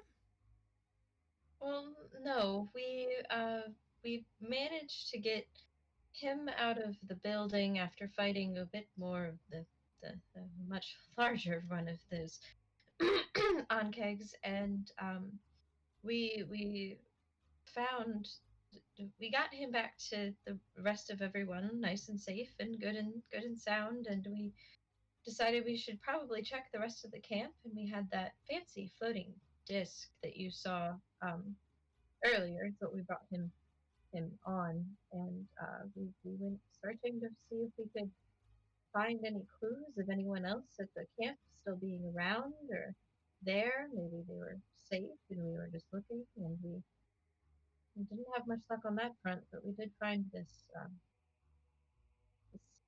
thing, a totem or a small little figure, and it seemed to be the reason why such bad fortune was coming upon the logging camp. And with the I mean, Corwin leans forward a little bit as you mention a figure, interest sparking in his gaze. A figure? Could you describe it to me, perhaps? Sives, you could probably describe it better than I could. Right, yes. Sives proceeds to describe the figure as to the best of their ability. Right, so, as you tell him about it, how it was made of sticks and tied with hair and drenched in blood, he kind of grits his teeth and his mouth go into a thin line and he just goes, "Damn those thunder orcs!" Ah, you know, that's twice if you mentioned them, and it's starting to make a bit more sense now. given, we burned it and then the storm happened. I knew that was no natural downpour. Yes. Those damn things have been making a nuisance of the wood for, I don't know, almost, I'd say 3 months now. Just turning Goodness. up everywhere. Master Falcon is run rampant trying to respond to every instance of them popping up and wreaking havoc amongst the little settlements here in the woods. Well, it may be of, well, I don't know if it would be of much consequence given, he's dead now, but we did encounter, I believe, a thunder oak at the lighthouse at the other end of this, how far away would you say it is? Size looks across the table. It's right out on the shore in the sea, so from here, I'd reckon it's almost like, what, 5 days ride from this far into the forest? Yes, you see, he had pushed Enchantress out of a tower, murdered her, and put a rather disturbing. So I don't know how to describe it. Really. Mirel is Oh, dead? yes. Unfortunate news. Yes. She has been put to rest, though. Rest assured. Oh dear. The master will not be happy to hear about this at all. No, I dare say not. She seemed to be beloved by most of the people in the land. She was a good woman.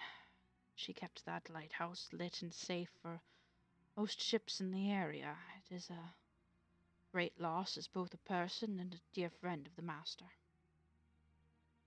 Yes, quite so. I'm sorry to deliver the bad news. That was sensitive of me, but I thought it would be of note, at least in relation to the story, that Thunder Orcs are all the way over there, and the I don't know how to put this giant beating green heart that he had glowing in the tower. I still don't know what that is actually.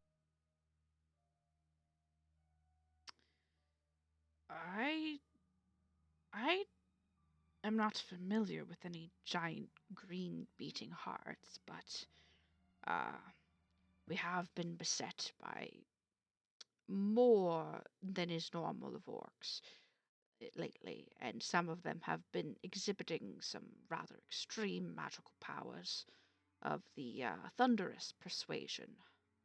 A few of them, I could swear, have also turned into boars. Well, His eyes just go wide, and he just stares over at Rooney. Blue lightning boars? Well, I mean, they have the blue lightning, whether they're a boar or an orc, but yes. Blue. Okay. Dastardly Oh. shapeshifters. I don't know what you would call them. I suppose they're either some form of druidic magic or shamanism inherent to their people, as I've never seen it outside of this particular group of orcs that we've had around as of late. They've been making quite a nuisance of themselves, and we are hard pressed to keep up with the need to rout them out. We might have a fight with a god on our hands. A god? Rooney's like panicking and just saying the things that she is thinking. So she's like, "We're gonna have to fight it. We're gonna have to fight a god. We're gonna have to. How are we gonna fight a god? But what are we gonna do to fight a god? I can't fight a god. I've got a weasel. What's Wesley gonna do?" Right. Yes. Science goes to give Rudy a gentle pat on the shoulder and leans forward to Joseph Cole and says, the lighthouse I mentioned, yes, and the Thunder Orc sorcerer that was there. There was an altar at that lighthouse that was obviously the altar of some god, some thunder god, because dear Rudy here had touched it and became very zappy and fast for a while. And we've had slight issues ever since then, with thunder being prevalent in our lives. Let's say. Hmm. To fight a thunder guy. I guess we're just gonna have to fight a god of chaos and thunder, chaos and thunder and lightning.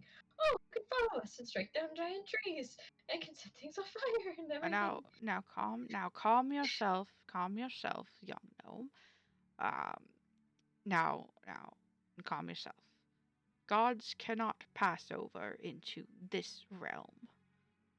They are not able to pierce that veil. Can they affect this realm? Yes, but it is quite unlikely that you would have to fight a god unless you plan on going to their own plane of existence.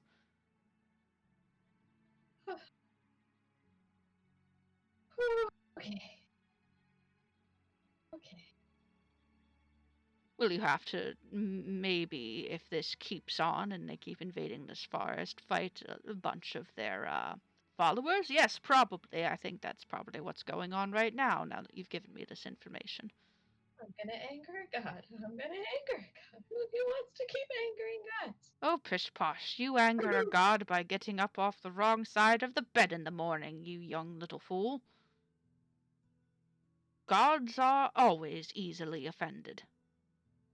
Yes, they're quite moody, aren't they? Definitely. The pettier the god, the more easy it is to offend. That's red. You seem like a sensible elf. I do like you. Fun of you too, sir. But back to the matter at hand, enough flattery. um,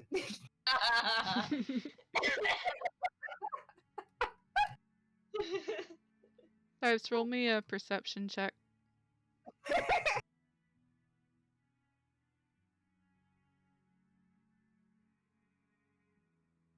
You feel a weird tug on your foot, and you look underneath the table, and you see the baby manticore trying to gnaw on your boot.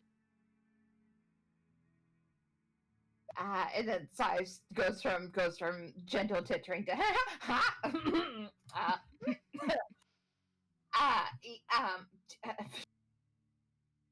Sives reaches under the table to pet the baby manticore and stop that and just sorry, leg cramp. So about you mentioned a master, yes, of this place. Oh, yes, quite. Master Falcon. He is the owner of the Falcon's Watch Lodge, you see. It's actually quite famous if you are up to date in the hunting circle at all. Um, he uh, he tends to take large parties of nobles out for hunting trysts and also generally just patrols the forest, keeping it as safe as possible. Paid a right good stipend by the king over in Neverwinter. He's his prized hunter, after all. Oh, fancy. What kind of things do you guys hunt for sport?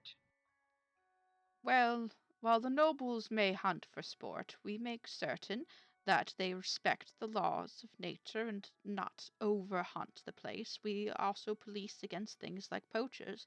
I'm sure that you, ma'am, you look as though you may be one of those denizens of this forest themselves. I'm sure you've heard whispers of the falcon, just making sure that humans and poachers do not overstep their bounds.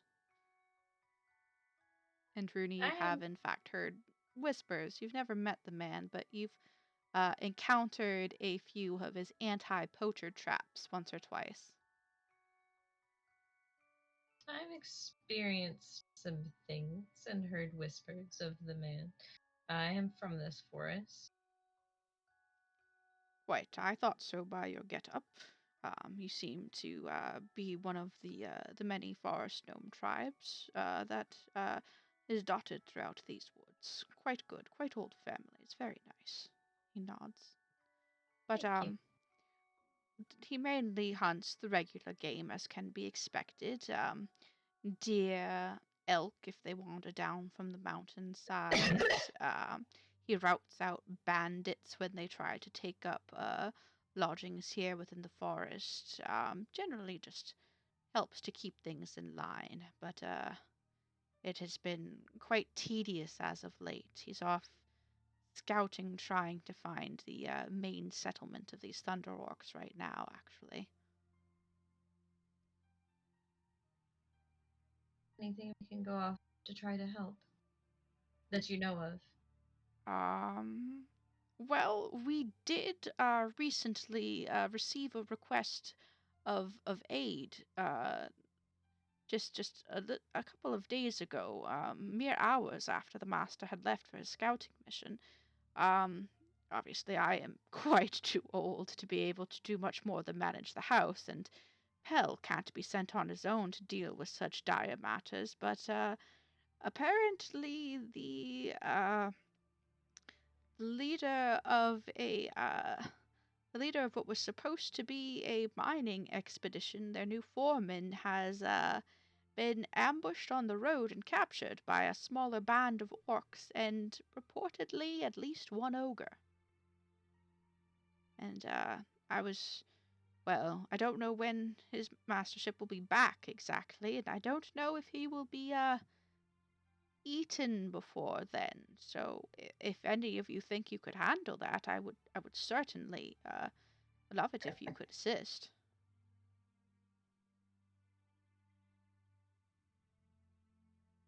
Well, I don't see why not. As a point of fact, we are on a set of tasks by the mayor of Fandolin.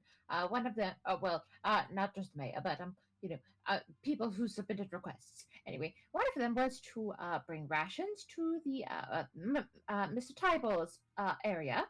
But given the tragedy that happened there, I guess we're due for another task anyway. So, uh, I'm personally down to help. Styles looks around the table looking for other opinions. Helping is kind of what we do. We did have some plans, but I'm sure we can put them on hold. Oh, did we? I forget. We were going to stop and see the woman about the the dreams. We were going to visit the woman about the potions, and Right. We can do that on the way, probably. we could probably do it on the way back, or once we're finished. And Well, I don't know about your dream lady, but the only person I know of who makes potions in these lands outside of Neverwinter itself is going to be the dear sweet woman who lives on Umbridge Hill, which is quite a ways off from here. That may be for after. We may as well aid you while we're here. It would make no sense to you do that and come all the way back. Certainly. agreed. Well, you see, as far as we know, they were ambushed on the road just to the south of here, along the Tribor Trail, uh, and quite near something called the Shrine of Severus. It's an abandoned shrine. Used to be for the town of Conbury, but to the south of it, that's a nasty place, infested with all manner of rodentia. You don't want to go near it. But the We've done it. Sorry. We've been. Oh, yes, I quite suggest against a repeat. You might not get out again if they decide to swarm you. But this isn't in Coneberry proper. It's to the south of it. About a day and a half journey from here if you were to set out this afternoon or this morning. Um, I'm kind of worried about the ogre, to be honest. They are known to not be picky about what they eat. Uh, and the orcs are going to need to keep it happy in some fashion. But yes, the shrine itself is to the south of the village known as Combbury, and it's been abandoned for a while, as far as I know. And word has it the orcs have been using it as a base to stage attacks on the roadway.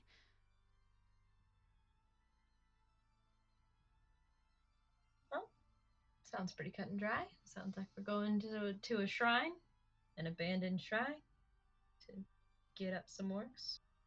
Oh, And you needn't worry. It's not the shrine to the god that you are so obviously terrified of. Savaris is the god of fortune and divination, of foresight. So not chaos, not thunder. You're probably fine. thank goodness.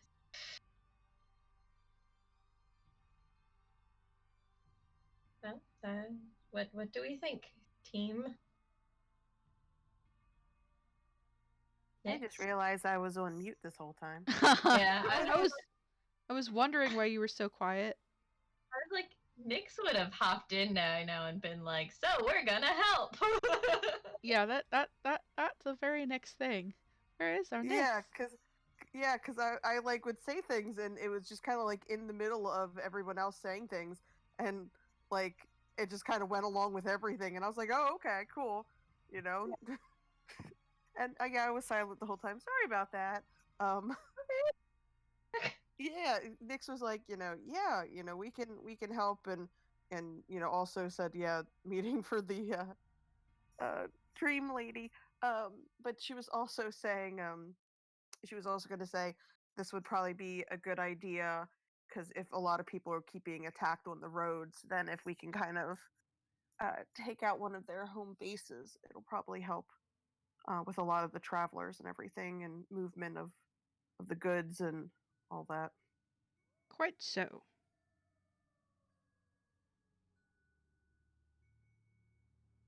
I wouldn't mind getting rid of some of these orcs that have been in my woods. That's the spirit. They've been right mucking everything up. I'm not opposed to people making out their own way in life wherever they need to go, but they have just been attacking people left and right and willy-nilly. And if you're going to be in this forest, you should at least treat the rest of the inhabitants with respect instead of ransacking them in the middle of the night yelling about some thunder god. Skippy, wandering into my little village and wreaking havoc around my people. Yes, quite. Rooney just continues to kind of mutter to herself. Are you in need of a map to get there? Are you familiar with the area? I don't need a map. I am the map. No, Rooney's familiar with the woods and the areas just around it. Yes, she is. Corwin doesn't know that though, so he was asking. Well, Rooney wasn't. Rooney knows. She just slams her hand on the table. I am the map. Corwin just I looks. am the one who maps. Anyway. Corwin just looks kind of taken aback. Oh, all right then. Oh, Sorry, Corwin. I appreciate all of your assistance and your information. I do know the woods pretty well, so I think I can get us there. quite. Um, as far as payment goes for clearing those orcs out and saving the foreman, um, would 100 gold and the repair of your cart suffice? I notice you have less of a cart and more of a splintered thing that's barely on two wheels anymore, and I would be happy to repair it for you as part of the payment. Ah, I that's very kind of you, actually. Yes, you were wondering about that. At least I was. I imagine Ruby's eyes lit up when she was like, "You're repairing our car." She's crying. Just like big tears are falling into her delicious oatmeal, and she's like, "Oh, that's glorious." She's just shoveling it back into her mouth, just like so happy. I would take that as a yes, sir. Excellent, and we'll be more than happy to house your ox here until you return with hopefully good news. Or if you don't return at all, of course, we will give him a good home until his last days. Well, how kind. Ah, yes. Sounds good to me. Master Sives! Master Sives! Donnabella's kind of half whispering across the table. Yes, Donabella, what is it? Master Sives, I think Master Corwin is you when you get older.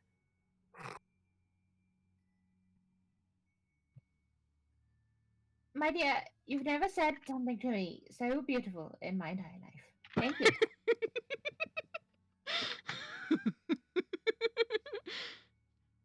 Corwin didn't hear any of this because he is old and hard of hearing.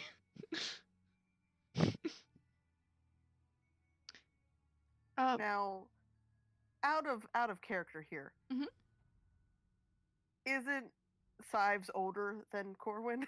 Yes. Bio By several lifetimes, I am sure.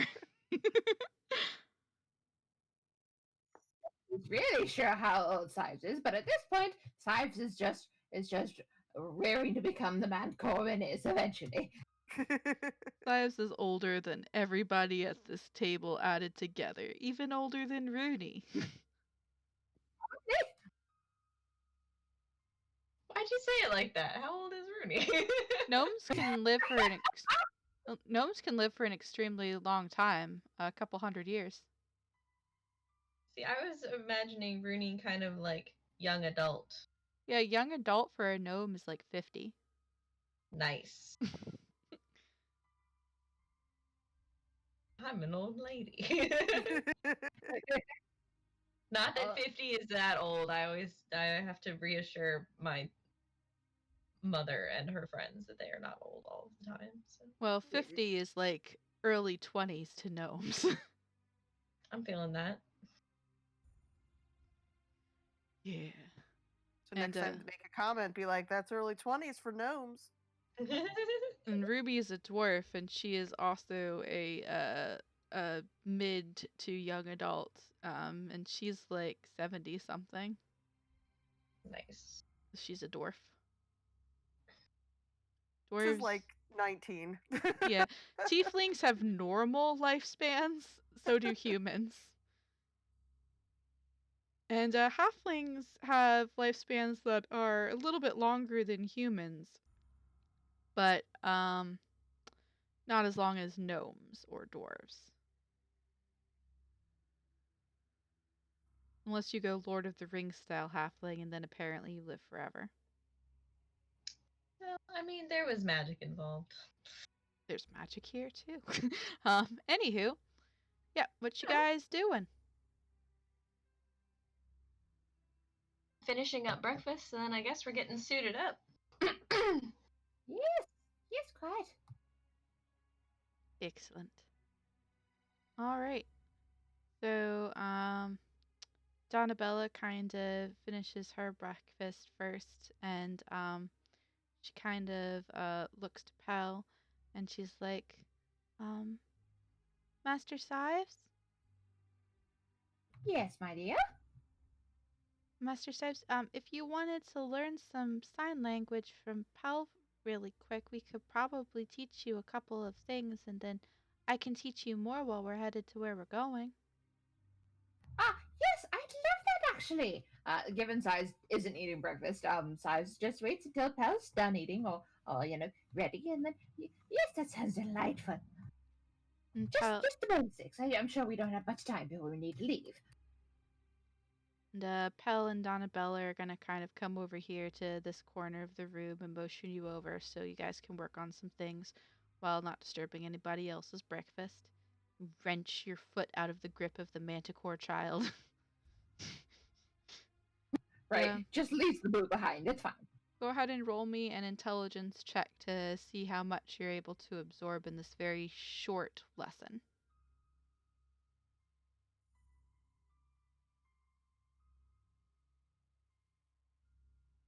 All right. In the time that it takes for you guys to finish eating your breakfast and start getting yourselves together, Pell and Donabella managed to teach Sives 3 words of Sives' choice in sign language. Yes, Size looks actually incredibly eager to absorb it because it's a language that he doesn't know yet. And Size loves learning languages. Is it Excellent. Isn't it? words or phrases? Words. Okay. It's just going to be words for right now. Phrases are more to string together, so they're just kind of teaching him basic single words that can be used for a variety of things. So you can pick 3 words that you want to know in sign language, and they will teach those 3 words to you, just going over the basic movements over and over. Yes, and Size probably specifies that they probably need to be one-handed letters. One-handed words. Things that don't exactly require two hands for the most part, or just spell out with one hand. Yeah, that's why it's easier to teach you words than phrases. Most phrases require 2 hands. A lot of words require 2 hands too, honestly. So, Yeah. kind of got to be choice about those 3 words. Probably hello, goodbye, and thank you. Those seems like good ones. All right, so they teach you how to do hello, goodbye, and thank you.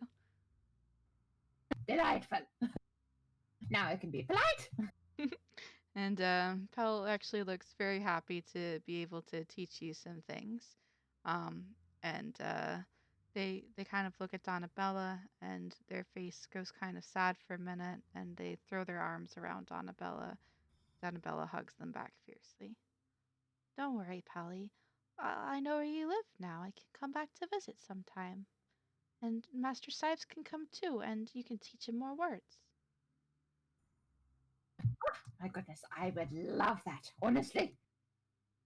And Pell just nods slowly and kind of wipes a tear from his eye and signs to Donabella.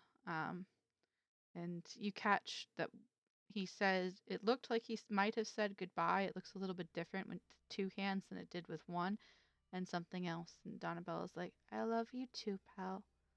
I'll see you later. I promise it'll be fine. I'm with Master Sipes. He nods reluctantly. Yes, I'd sooner throw myself into a pit of fire if I let anything happen to her. Again. Anyway, and I will be sure to visit often. I mean, if we're in the area, there's no reason why we can't.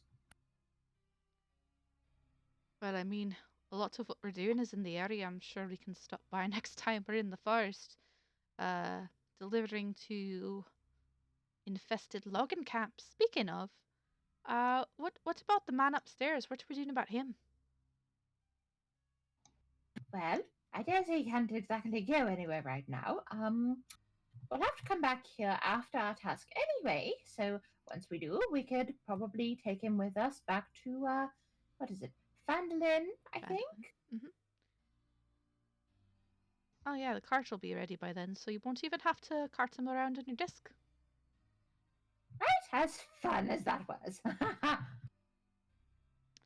I think he loved that. And since you aren't going to be using the cart at the moment, I could loan you the 2 horses that we currently have in our stables, as long as you promise to return them. If you want a more expedient travel, maybe knock a couple hours off of the time it'll take you to get there. Well, I dare say that's very kind of you. We do have quite a lot of us to fit on 2 horses, though. So Rudy is going to be riding on Wessel in all likelihood. You could probably fit either Nibby and Ruby on one horse, or Ruby and Donabella on one horse, and then maybe Nibby and Sives on another horse. And then somebody could sit on the disc. That's true. And if Sives is on a horse, the disc will have to follow him. That Exactly. is true. So Nyx will be surfing on a disc. That'll be Okay. awesome. Or Donabella could go on the disc, but it would be a lot more cramped, perhaps, on a horse. Also, may I share something slightly unrelated Yes. since you were learning the sign language? So the sign for milk is kind of like you kind of like open and close your hand like almost like you were like milking a cow udder, like that kind of grip. And if you want to say pasteurized milk, you do that motion across like your face because it's going past your eyes. Oh, that's lovely. That is lovely. That is lovely. I wanted to share that. Sorry, I had that in my head for most of this this episode. Yeah, no, that's amazing. Oh Lord. Oh Lord. Oh Lord. All right. Love it. All right. So you've been offered 2 horses if you choose to take them. We would be more than, I think, grateful to use the horses, and we would absolutely bring them back as long as we are able. Excellent. Wonderful. If you would, Pell, and tack them up, and Pell's gonna nod and kind of rush out the door here to get started on that. And you guys can do anything you want to do to prepare before leaving. Rooney's gonna head back and make sure she has all of her stuff, all of her leather equipped and everything. Um, she's finished her rookie and just wants to make sure that she's got everything she's gonna need. Ruby heads back to the room, and she's going to get her armor back on. Donabella is still wearing all the things Donabella was wearing previously, so she's good to go. Just a bit damp. Yeah. And Nyx, whenever you get up, you find that the Manticore baby has fallen asleep underneath the table. Aww. So Nyx wants to kind of ask sort of Donabella and Sives their opinion here and ask, do you think that this gentleman might be willing to watch over a manticore baby for a few days for us? I don't really know him that well. As a point of fact, just from my interactions with him so far, he seems like a fairly practical fellow, but also, kind, obviously. I think it couldn't hurt to ask, and I mean, the worst he could say is no, and we move on. Or I mean, or he could stuff it. And Donabella kind of looks around at the entire hunting lodge and the suspiciously manticore-like head mounted to the wall. well, I mean, granted, but I feel like I was more his master and all the nobles that come here. You know what? Why don't I ask in a hypothetical type of way? Okay. Yes, I'll be right back.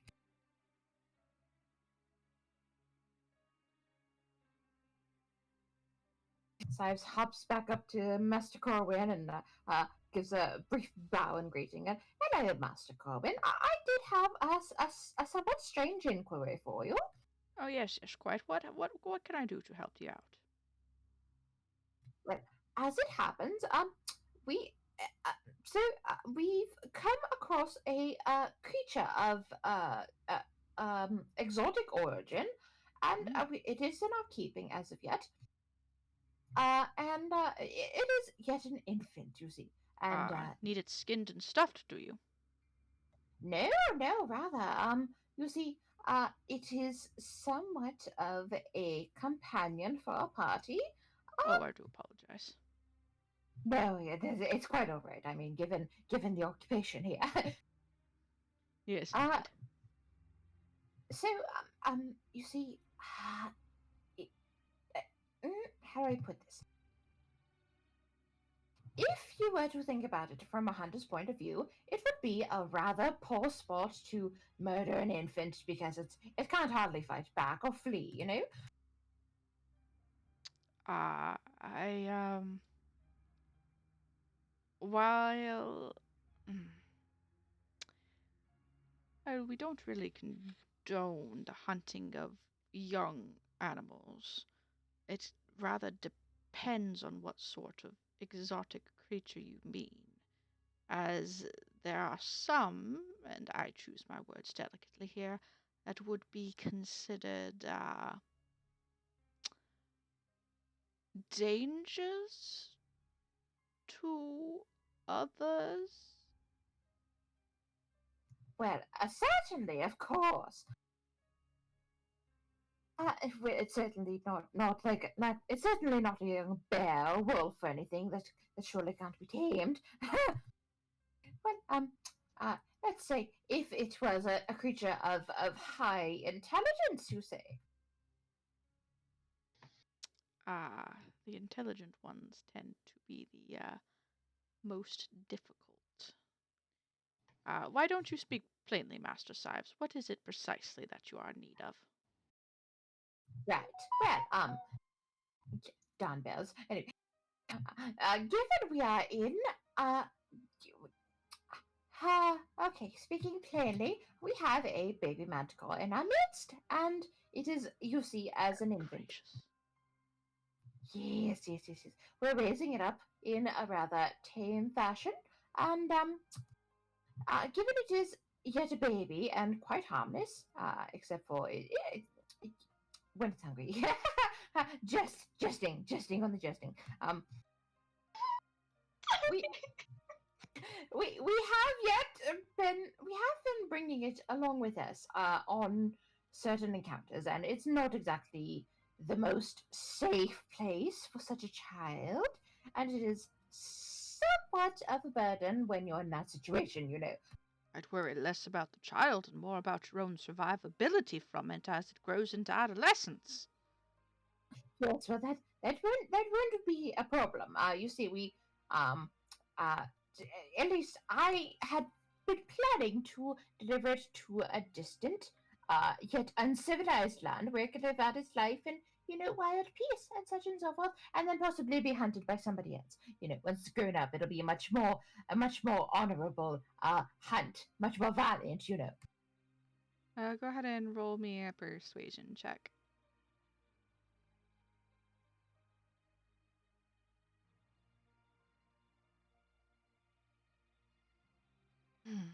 I suppose that dangerous as such a beast might be, even in its infancy, it would be quite a greater sport were it all grown up, as you do say.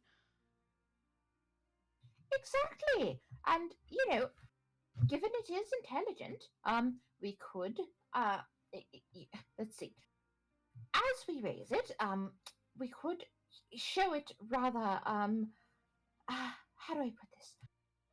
Would it be not pertinent to possibly consider to have such a creature, um, not hunting people, given if we were to raise it that way. Anyway, what this all comes around to is, given it is still just a kitten, it's still on milk, for goodness sake. It doesn't rather eat meat, maybe pulverize into a pate, but we haven't really tried that yet. Would it be too pertinent to ask to leave it here and have it, watched over until we return?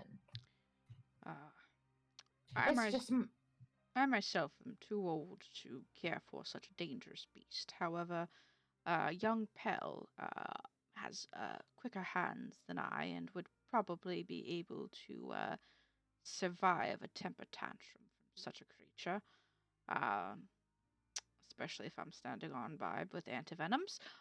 So I would consent to watching it until your return. But I am not a daycare master, Sives, especially for not so dangerous a creature, and I cannot say what my own master will make of it when he does return. well, quite obviously. Yes, of course. I have to say, this is very, very kind of you. My companions were obviously attached to it, given it is, an innocent infant, and they were rather worried that it would be stuffed and killed and stuffed in while we were gone. But should that cross your master's mind, I propose another boon for it being here. You know that the young ones of poisonous creatures usually tend to be a little more poisonous, right? Venomous, rather, yes? Yes, of course.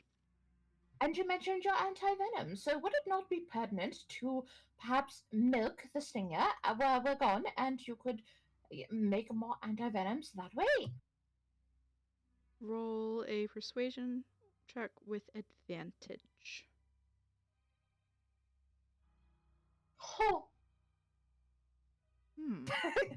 You have a most excellent point, Master Sives. It could prove quite valuable in the future.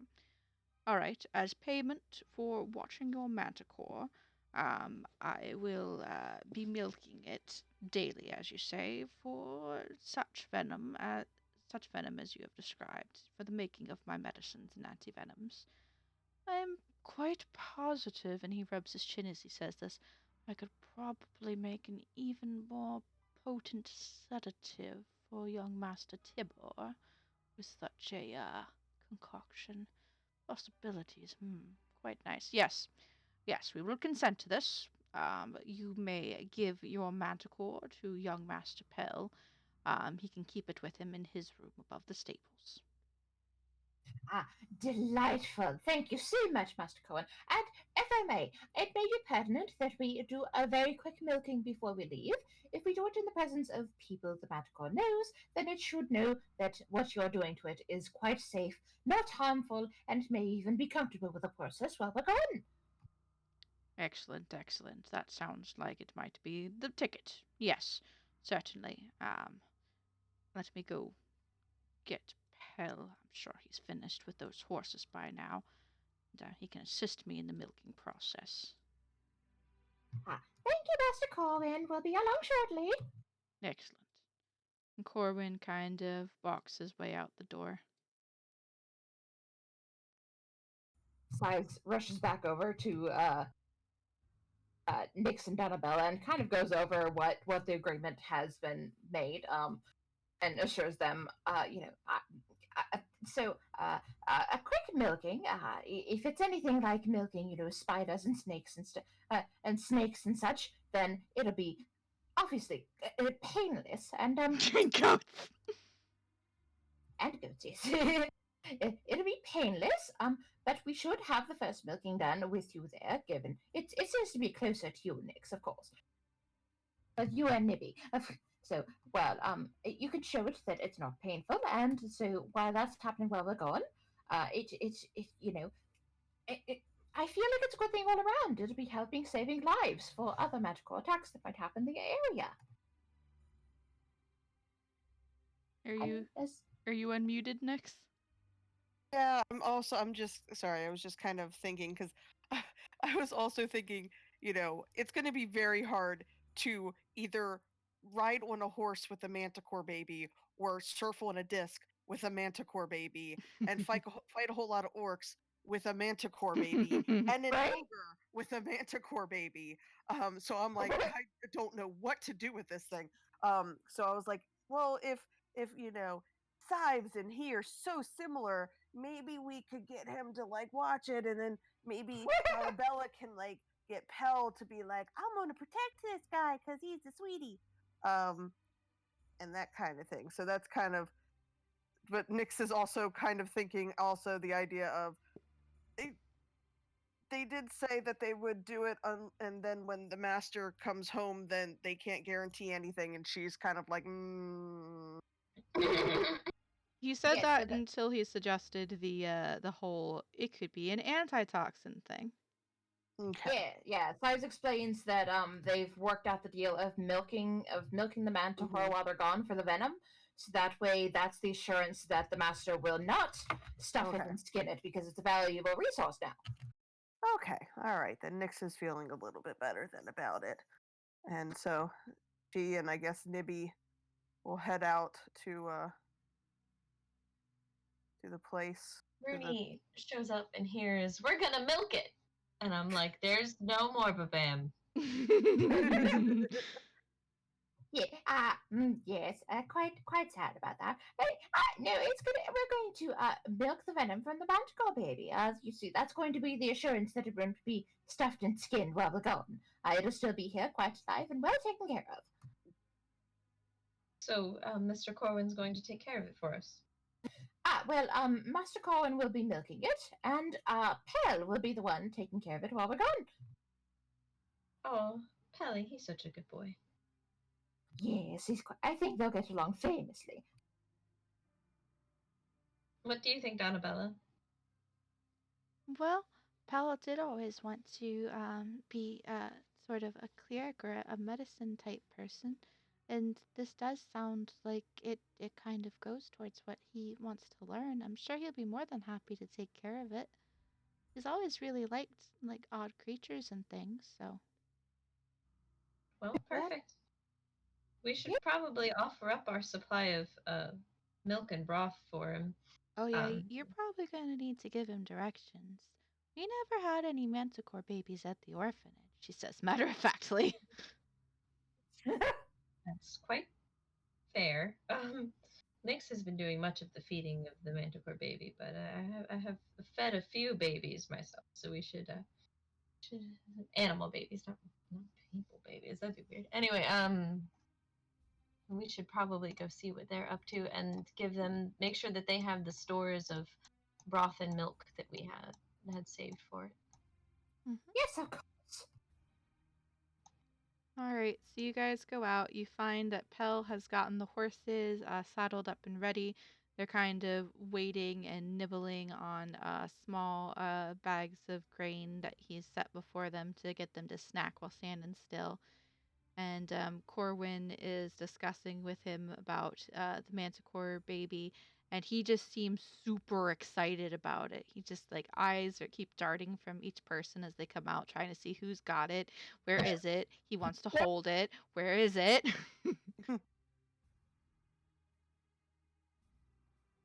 And as soon as he So, sees it, he's gonna run up and try to pick it up like directly without any form of fear or preamble.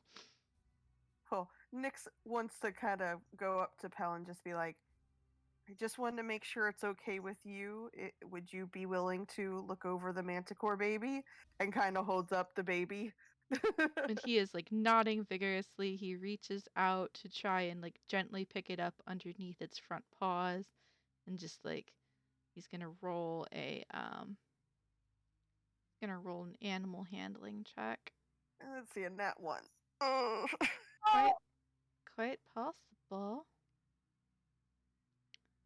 Do do do do do. Where's that thingy?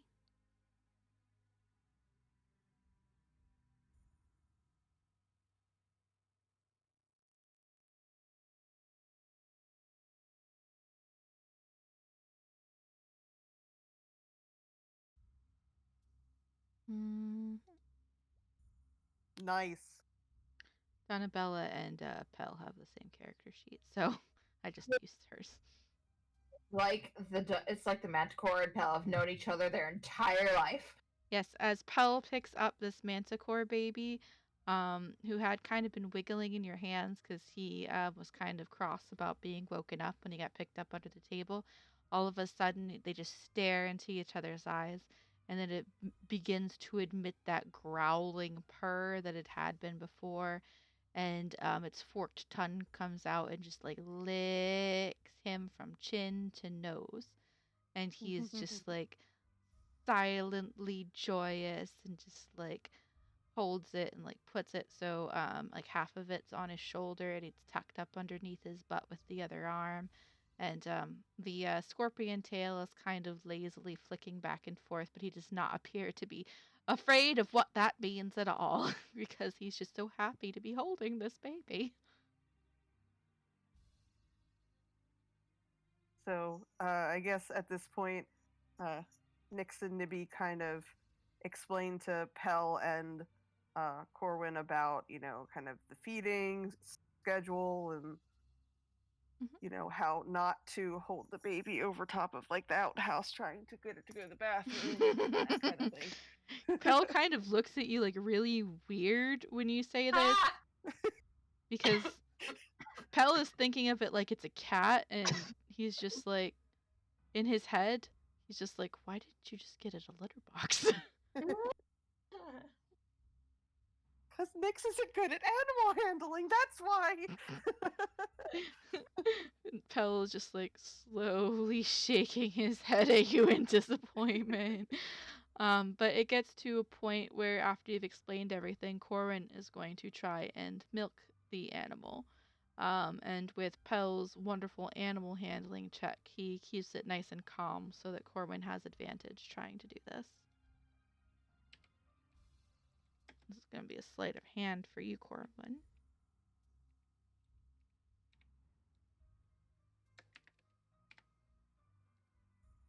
Ah, lovely. Nice. All right, he manages to, as the tail swishes back and forth, deftly his old man hands dart out quickly, just gripping it by the tip gently but firmly, and he's got a jar with a bit of thin leather pulled tight across it. Well, it's more like thin hide. It's been tanned so that it's kind of see-through almost, and he puts it up to the stinger and gently tips it inside, and like automatically, since it's piercing something, it starts squirting out some very very viscous looking yellowish green liquid, very potent, and it fills up the jar about a quarter of the way before stopping, and he pops the jar off the tip of the tail and times it to release it before it can stick in him, and it goes back to swishing the Manticore baby none the wiser. Yes, as a point of fact, why, if you should ever need to give it a bath, which we haven't yet, I personally would suggest putting a cork on that. You know, for safety. Hmm, that's actually quite a good idea. Maybe we can make some kind of containment thing to put around it so it's not constantly on the verge of stabbing something. We'll think on that. We'll think on that. Anyway, Yes. your horses are ready. We'll take care of your ox and repair your cart. And if you successfully manage to rescue the foreman, of course, the 100 gold that was promised to us for completing this task will be given to you instead. Thank you. Excellent. So I wanted to make sure you guys had all of the food and stuff that you need. Do you need any goat's milk or broths? Oh, we have plenty of goats here. Fresh goat's milk will not be a problem. You said, I believe, Miss Nix, that it was rabbit broth you've been using? Correct. Yeah, that's what we've been using so far. We have our fair share of rabbits in the area. It's forest, after all. That shouldn't be too hard. But if they start to run scarce, we shall resort to perhaps a bit of egg broth instead. I think as long as it's protein, it should be fine. We might want to get some. We've got the goat's milk in him, so it's not all leans that he's having. Excellent. Very well, then. We shall take good care of your. What did you say its name is? Does it And have one? It does. and Nibby squeaks, "Snow cone." Snow cone? He looks thoroughly confused. Icebane Snowcone Venomclaw. You see, we know the parents, and the parents were surnamed Venomclaw. Icebane because of its how we found it. It's a long story. I'll tell you when we get back. And Snowcone because that's cute. Very well. He looks confused, but just like nods. Snow cone, tis I suppose. And Nibby kind of runs up to the man and is like, "Thank you for watching Snow Cone while we're away," and kind of gives him a hug, and then runs over to Pell and kind of carefully gives him a hug to not get stung, and kind of pats Snow Cone on the head and is like, "We'll be back."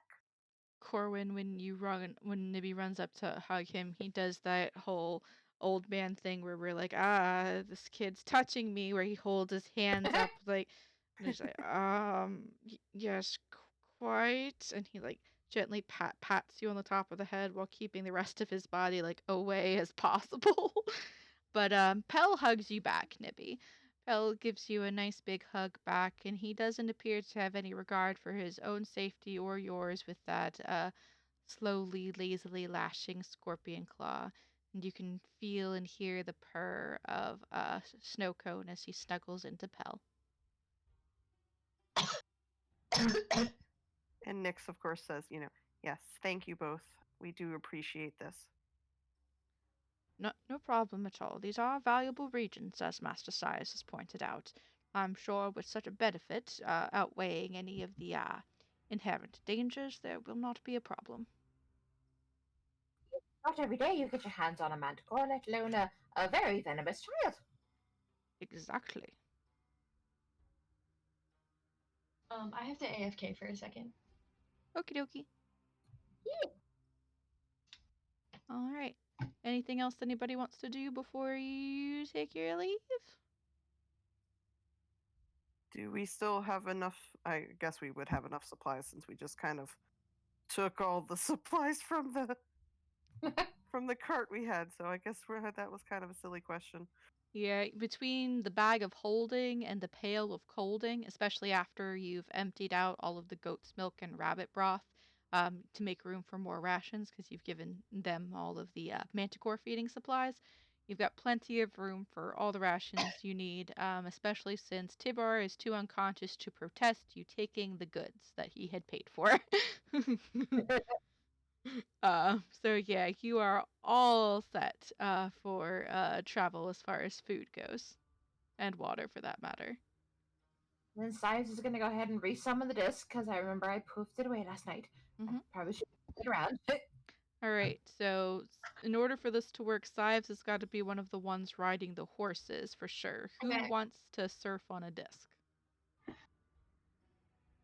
Nyx will hold on to the disc and see how it goes, I guess. All right. Nyx is going to need to roll a dexterity saving throw as everybody mounts up. Rooney is on her wessel. Donabella and good. Nibby is probably the best bet to share. No, Donabella and Sives is probably the best bet to share a horse, and then Nibby and Ruby can share a horse too. Science would probably point out to Nyx, having ridden the disc many times before, but it would help if you lower your center of gravity so that way you don't teeter so much. All right. Since you are assisting her with this, I'll let you have that roll with advantage, which gives you the 22. Okay, that's good. She's also probably not surfing. She's probably like holding on to the disc and is like, trying not to fall off. Yeah, Yeah. sitting down cross-legged and just holding on to the sides. Oh boy. And yeah. So you guys have got your horses and disc and weasel riding abilities all set, and Corwin, since Pell is holding holding a Manticore baby, is gonna go over here, and much to I'm sure Nibby's delight that he doesn't have to go back over the gosh darn river, let you out. Woo! Rocky stretch. He got so big. He's gonna let you out the door over here onto the roadway, which is a bit more of an intact road than the path that you had traveled on before. He's gonna point towards the south along the roadway, and say, "If you follow this, it should bring you out to the Tribord Trail, just south of Cornbury, actually." And you should be able to pick up the trail to the shrine from there, although, Miss Rooney, as you've stated, you are quite familiar with the area. I doubt I need to tell you. Still, we appreciate all of your assistance, sir. Immeasurably. No, thank you for taking care of this issue. I don't fancy having to explain to the bigwigs in Neverwinter why we couldn't save their foreman. We'll do everything and we'll do our best to get there first. Yep, the horses certainly will help. let's be off then, shall we? Indeed. Mhm. And you guys set out.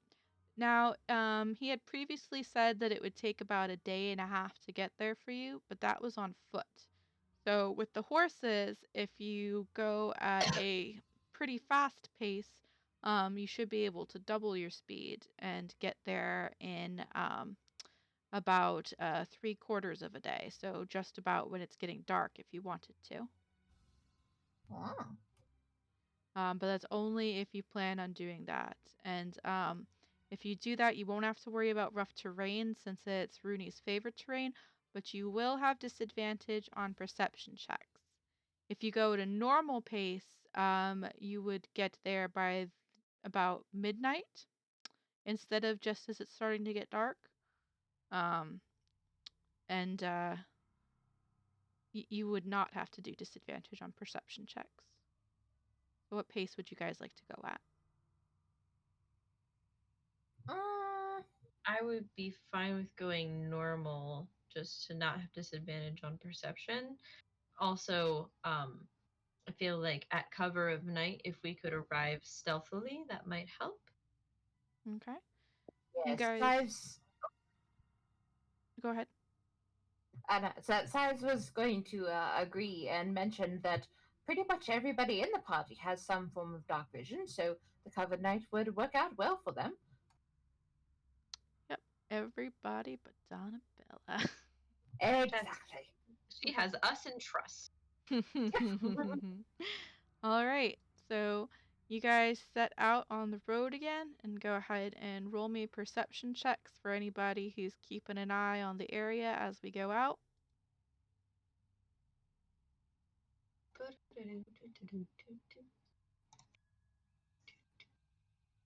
Okay, well, Sives doesn't see shit.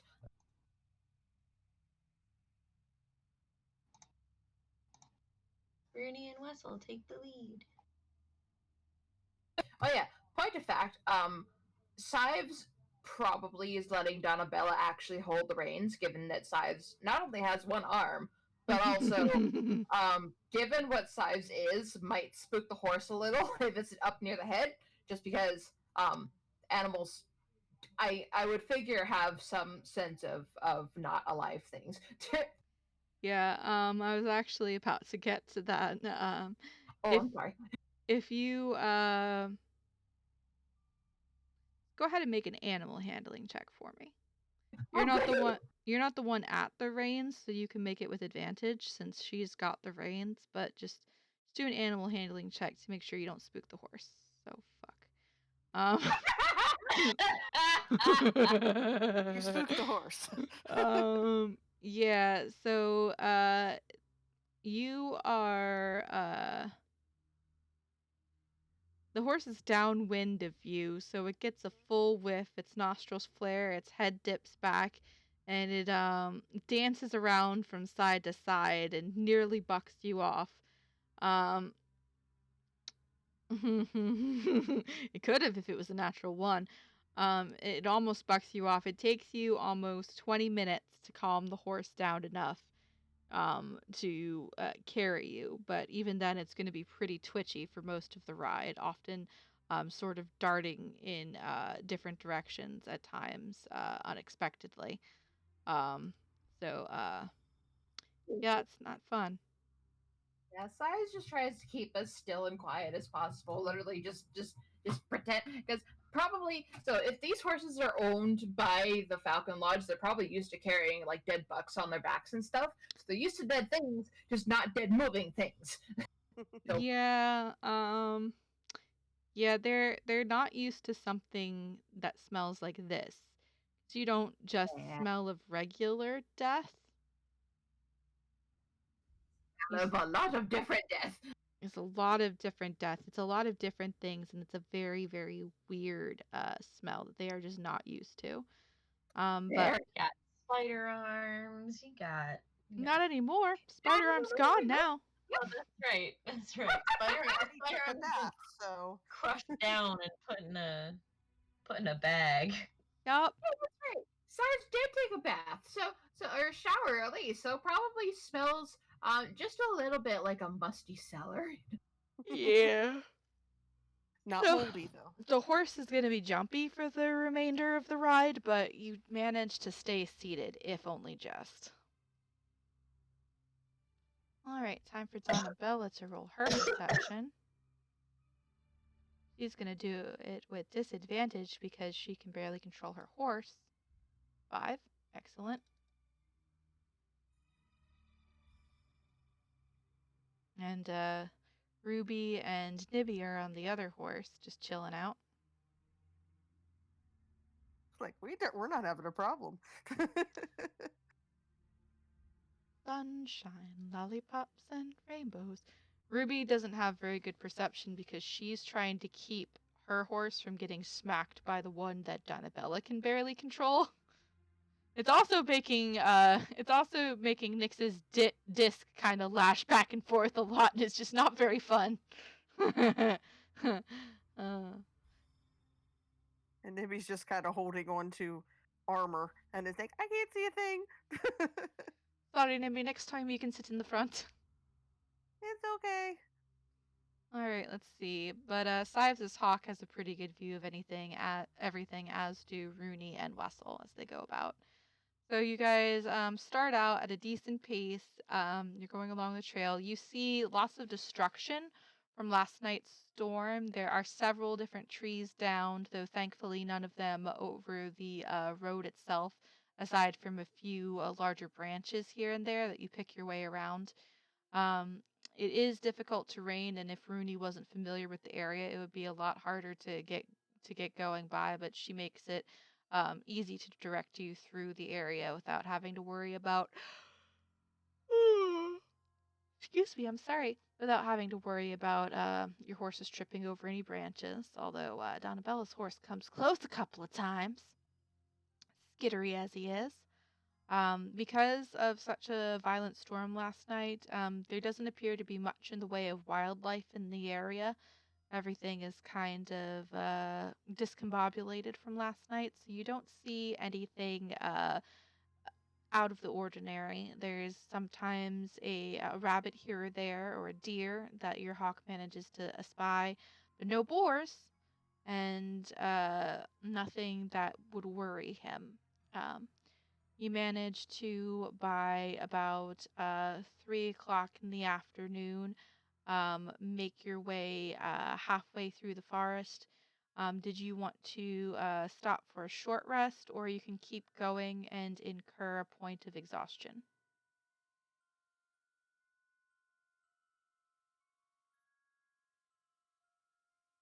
Hello? So I don't remember what exhaustion does. So there's different levels of exhaustion. Let me bring it up real quick. Sure. 5. Not loving it. So, exhaustion is a condition that will continually, throughout its different levels, kind of put you at disadvantage for several things. And if you keep stacking them, once you get to 6, you just die automatically. So, level 1 of exhaustion means you get disadvantage on all ability checks.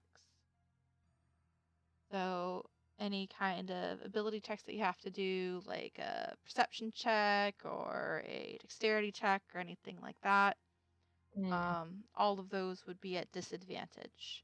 If you get to level 2 of exhaustion, your speed gets halved.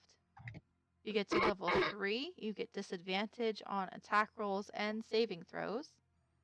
If you get to level 4, your hit point maximum is halved. If you get Thank to goodness. 5, your speed is reduced to 0. You just fall down and you're conscious, but you can't get up. And if you get to 6, you die. No saving throws, just death. Just death. Well, seeing as how some of the differences between our rolls with advantage and with disadvantage are like literally 1s and 20s, we should probably take a rest. Yes, Sives offers up that we, although it's pertinent to get there probably quickly, Well, it'll do us no good if we're almost falling over tired once we get there. Hmm. I think it's fair logic to worry about the Yes. man. Nix agrees that we should definitely take a rest and very quickly gets off of that disc. All right, so you take a rest, you give your horses something to eat and drink, you sit down yourselves, perhaps have some lunch from the many, many rations that you have packed. You chill out for just a little bit, maybe take a little bit of a stretch, a little bit of a nap or something. Um, it's a short rest, so it's only about 30 minutes to an hour long. So you just, you know, get the kinks out before you have to move on. Anything you guys Oh, want to do during your short rest? what time of day is it? About 3-ish in the afternoon, so early to mid-afternoon. So the good berries that I made the previous session are probably bad now. Not bad, but are just berries now. Yep, They're not good berries anymore. this is correct. So I'm gonna go ahead and make 10 more good berries All right. and pass them out dutifully. So, mark off your spell slot. You make some good berries. You pass one out to everybody. You, any extra ones, I guess you're probably saving upon yourself. I need to take Ox Yeah, off I the just board. He's not journeying with you right now. huh? I said I need to take Ox off the board. He's not journeying with you right now. Oh, ox friend. Well, Um, Ox friend's getting some nice rest. While they're resting this short rest, I'm going to invoke Sives' trait of arcane recovery, which is when you finish a short rest, regain spell slots totaling no more than 2, and each must be 5th level or lower, used once per day. So I'm going to use it to get that spell slot I used to summon the disc, because why not? Okie dokie. You go ahead and do that. You just see something. It's Tensor's disc, right? Sorry? It's Tensor's disc, right? Tensor's floating disc is what you cast before? It just says floating disc, but Mhm. I'm assuming that's it. Right, right. So you can do that as a ritual cast and have to uh not have to use a spell slot for it. Oh! Well, in that case, I probably don't need to do the arcane recovery then, because yeah, I thought it was okay. Yeah, cool. Yeah. Also, you guys, I'm looking at this. It's got a duration of 1 hour, so you probably, after every hour was over, had to stop and recast it as a ritual. Yep. Like every hour, which is kind of funny to me. Um, or you could just do it from horseback. It's just like, Honestly, all right, Nix, get ready. You might feel a bit of a bump, but I'll catch you. jump! yep, that's exactly how it happened. Oh, There'll be another one when you get back. oh, oh. All right, so yeah, you can ritual cast that particular spell, so you don't have to use a spell slot if you ritual cast it. Gotcha. I just saw it was under the level 1 spell slots and it wasn't a cantrip, and I was like, oh, dang it. Well, some spells can't be ritual cast. It'll tell you on the tag if it's ritual castable. I only know Sweet. about that one because I watched a YouTube thing about the disc, and we have been misusing it kind of, but I'm Have allowing we? it for flavor. Yes. Oh uh, dear. yeah. Apparently the only thing it can do is like float behind you, and that's it. It can't like go where you direct it to. But Ah. I kind of remedied that extra usage by letting you do intelligence checks and make it do other things. So we're gonna let that go. We're gonna keep on as we have been, just because I think it's cooler. And it's my game, my rules. So yay. Woohoo! Doing it your way. Fuck yeah. So yeah, you don't have to use arcane recovery, but anything else you guys want to do during your short rest? was just thinking out of character. We probably could have left Lil there also, but Yeah, hey, we never thought of that one. Uh, anywhere. I've told Lil Yeah. so many times to just go somewhere and be safe, and Lil always finds her way back to Also, Nibby. I would like to point out that the name of the place is Falcon Lodge. Yeah, it sure is. Yup. I don't know if you'd have a Lil to come back to. true, it's true. Oh, good. Okay, so probably during the short rest, Sives would recommend that they go over exactly what they anticipate to encounter based on what Corwin said and based on what Rudy knows of the area. Like, what would we run into first? Where should we go first? How should we approach this? Rudy, go ahead So and much more preparation than we've done for anything else so far. yeah, Rudy, Honestly, Rudy, go ahead Maybe we're learning, Nix. Maybe we're learning. and Rudy, roll me a history check with advantage. Yes, ma'am.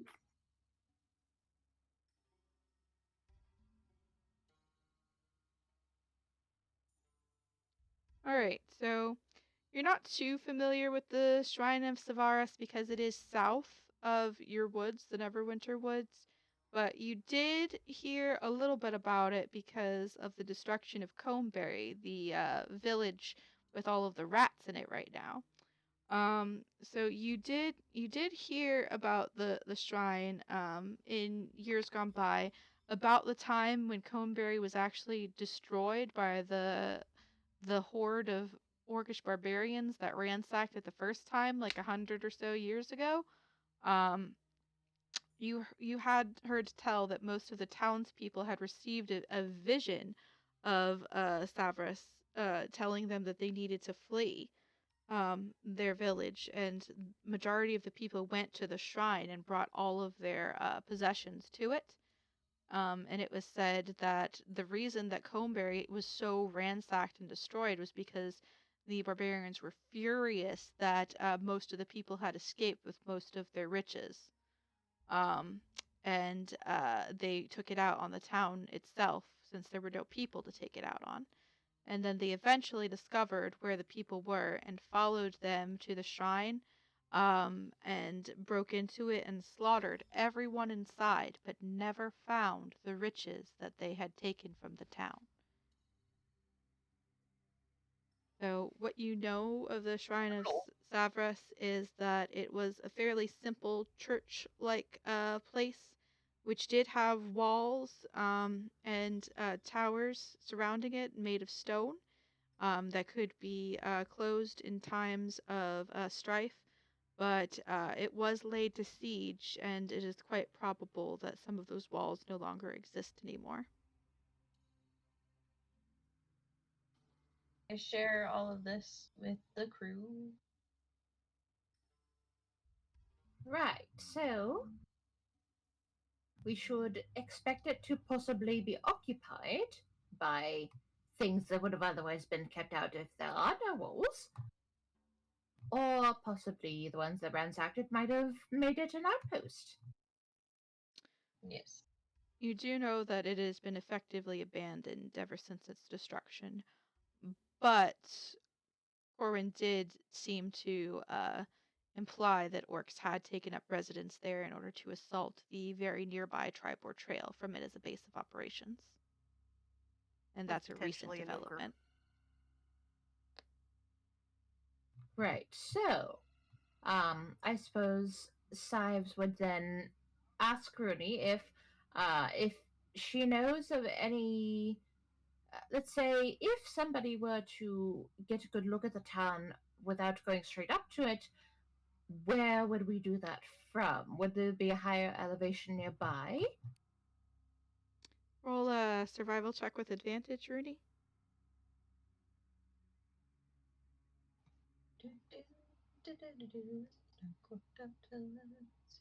Their survival. All right, so Advantage. you know that if you're viewing it from the road itself, you would have a sort of elevated advantage to look kind of down at the shrine, kind of sort of over the walls. You might be able to glimpse something. Um, and if you were to get up close, there is some tree cover that would probably hide you, not anywhere near as thick as your woods is, but enough so that if you were quiet and you were stealthy, you might be able to get a quick lay of the land if the walls are as decrepit as you have been led to believe. Copy. I relay that. Right. So, it seems the best course of action would be to be sneaky. Well, good thing you got me those boots, isn't it? Quite so. I hope they're comfortable. Aye, my feet haven't felt this nice and cushioned in ages. Not since I had those slippers for midwinter. Right. So, I suppose we could approach. Let's see. Coming from the road might be too obvious. They're probably watching the road. True, but we also should probably keep the horses away in order for them not to hear them coming, and also to make sure that, we protect the horses so they get back as well. Yes, of course. Should we leave the horses at the edge of the forest once we sight the road? I Say that agree. would hurt. I have rope. We can tie them. Yes, I suppose give them enough lead that if they could move around and graze. Of course. And then make our approach through the forest. Dare say? That sounds about right. Given what you know of the area, Rooney, how long do you think it'll take until we get there?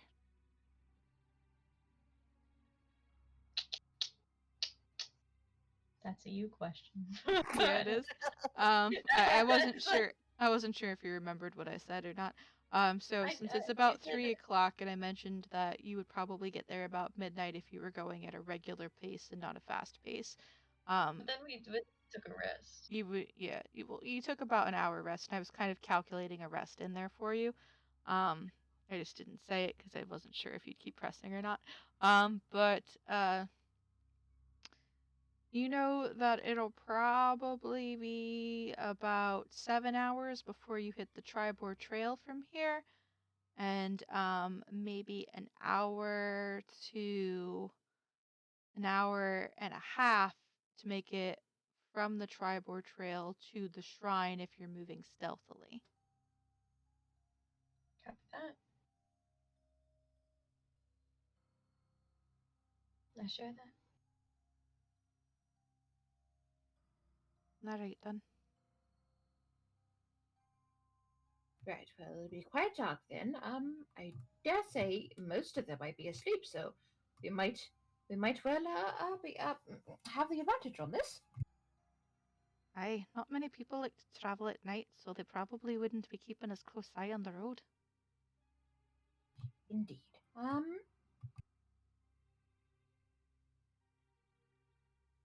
right. So that about wraps up your rest. Do you guys want to do anything else before you set out again? Nope. I'm all good. Not that I can think of. Excellent. All right, so you guys mount up, same disc/horse distribution as before. Yep. Excellent. Yeah.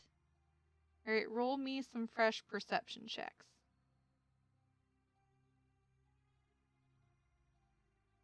It's hard to perceive things when you're bumping around on a disc. Mm-hmm. And when you're controlling a disc. Oh, Donnabella's good for once.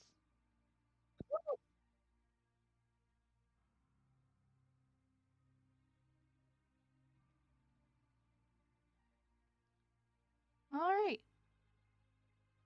So you guys make your way along the road headed towards the Tribord Trail. true to Rooney's word, it starts to get dark and it is starting to get full on night. Donabella raises a hand, touches her unicorn horn, and casts light upon it so that she can actually see where she's going since she's the one steering the horse. Um, and she's going to, and also the horse doesn't have dark vision either, so it's probably a good idea. Um, and you guys continue on. The horses are starting to get a bit tired at this point, but you manage to reach the end of the woods, and it starts to open up and get looser, and you can see ahead of you about 30 feet the road for the Tribor Trail. This is where I would say we should dismount and we should let these guys on a bit of a lead so they can graze and rest. And we should begin our sneak up. Annabella gratefully hops off the horse, and she does not put out her light though because she can't see for jack all. Nyx gets off of the disc quite quickly.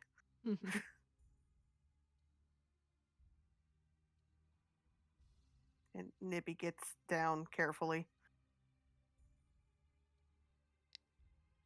Fives, you good? Yes, sorry.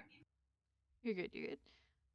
So yeah, you guys dismount from the horses, you secure them in a way where they'll be able to graze and have access to water if they want to. And you see as you approach the Tribor Trail, off to your left as you're coming up upon it, the looming kind of shadow of the broken city of Combberry, about a couple 100 feet down the path away from you. And according to the directions, you've got to go past Combberry to the south. I thought the road was supposed to let us out just below Coneberry. You are. You are just below Combberry. You are right here. But you can see Combberry from where you are. Terrifying.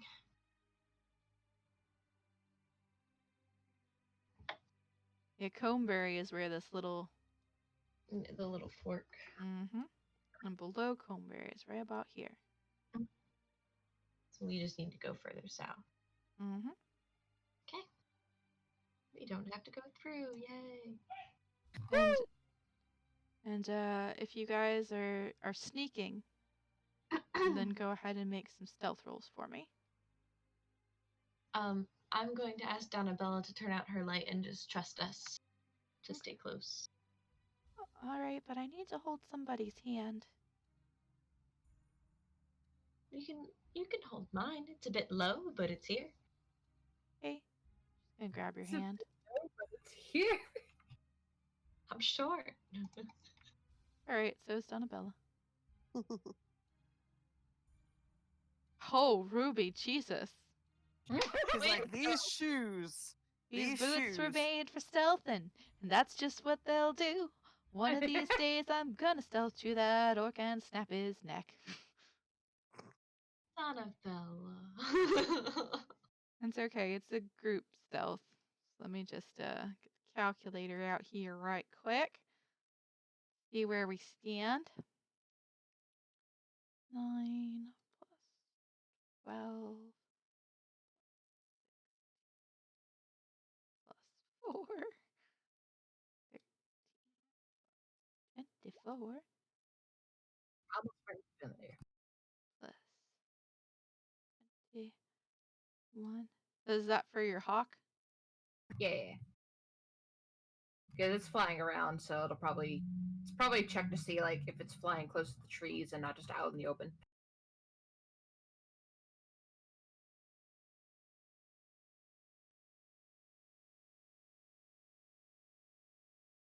All right.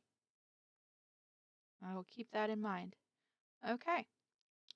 So you go ahead and as stealthily as possible, with Donabella and Nibby once or twice stumbling and kicking up some stones and causing you all to freeze.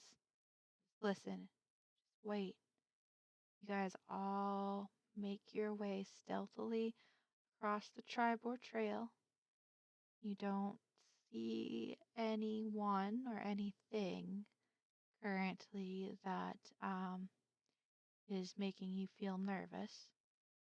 Um, and you managed to make it all the way across the road and into sort of the bushes and the undergrowth on the other side.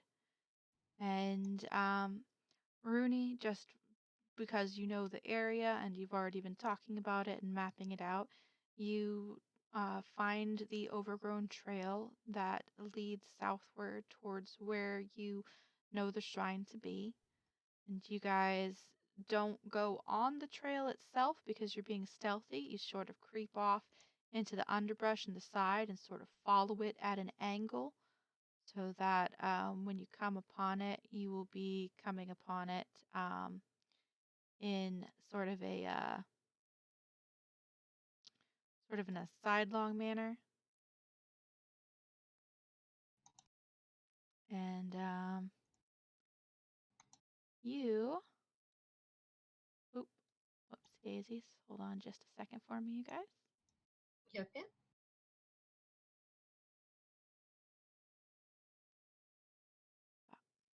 Okay. Mm-hmm.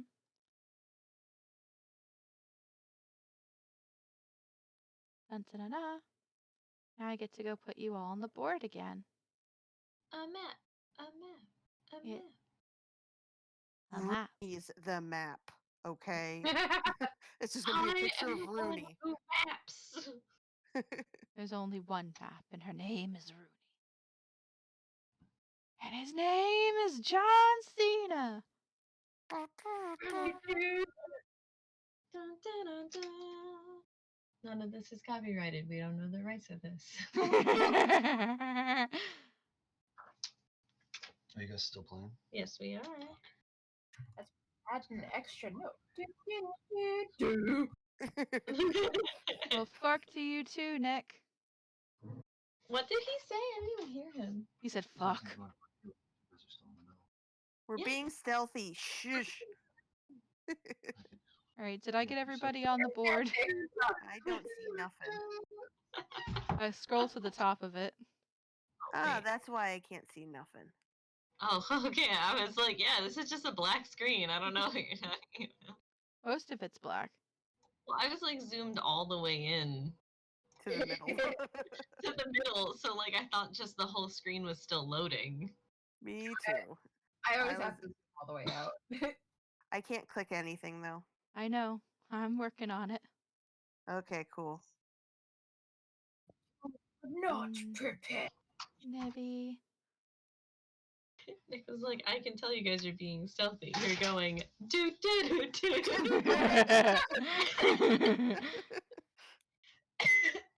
That's You how we can't stealth. see us. You Don't- can't see us. Don't judge. That's how we stealth. It's like Kronk making his own stealth music. Dun dun dun dun dun dun dun dun dun Don't dun be dun suspicious. dun. Don't be suspicious. Don't be suspicious. Don't be suspicious. Don't be suspicious. Please don't sue us. I dare you. I have no fucking money. I don't want it to That's have how less. suing people works. Like if you just don't have money, nothing happens. Well, if you Uh, alter it and make comment upon it, it's not a breach of copyright. So you just have to make comment about the song and alter it in some way to make it quote unquote your own while acknowledging the original people of it. It's not like a corporation or something. It's a song, which falls under a think you're- general copyright. I've been reading shit. Okay. I think you're also allowed to use clips up to a certain like amount of time before allowed- it matters. Yeah, you're allowed to use clips, but you have to make it quote unquote yours in some way, meaning you have to like make comment on the song itself. It has to be a review or a parody or something like that. You can't just straight up Like use the us content. using You Can't See Me from John Cena to discuss how stealthy we are. Yes, you have to parody it in some fashion. If it's a parody, then you have artistic license. Or if you're commenting on how it was made or discussing it in some way, like a musical review per se, which now it counts as because we're doing that, then it's not copyright. But anyway, your characters are controllable now. I've got the names on Yeah. it. Instead of don't be suspicious, just do a medieval rendition. Cast not thy suspicion, cast not thy suspicion. Cast not... All right. Love it. Oh my god. We need to record that. Don't worry, guys. We'll have a Christmas album. Next year. Sure. All right. So as you slink through the trees, you come upon it, a ruin standing in the middle of a vast field north of the rocky foothills of the Sword Mountains. Several trees surround it on a sort of northerly spiel separating it from the road of the Triboard Trail itself, with only a lone wooden path winding through them. An old stone temple with its belfry jutting from its peaked roof, it's enclosed by stone walls, many sections of which have collapsed, crumbled to time and age. The trail ends at a crumbling gatehouse, the doors to which were sundered long ago. 3 of the 4 towers that once stood at the corners of the outer walls have collapsed. Only the northeast tower remains, and from where you are standing, you can see a small bit of torchlight and movement atop it.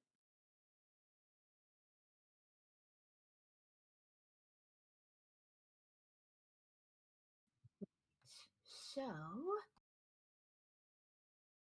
given that is a sentry, do we want to try putting him to sleep, maybe?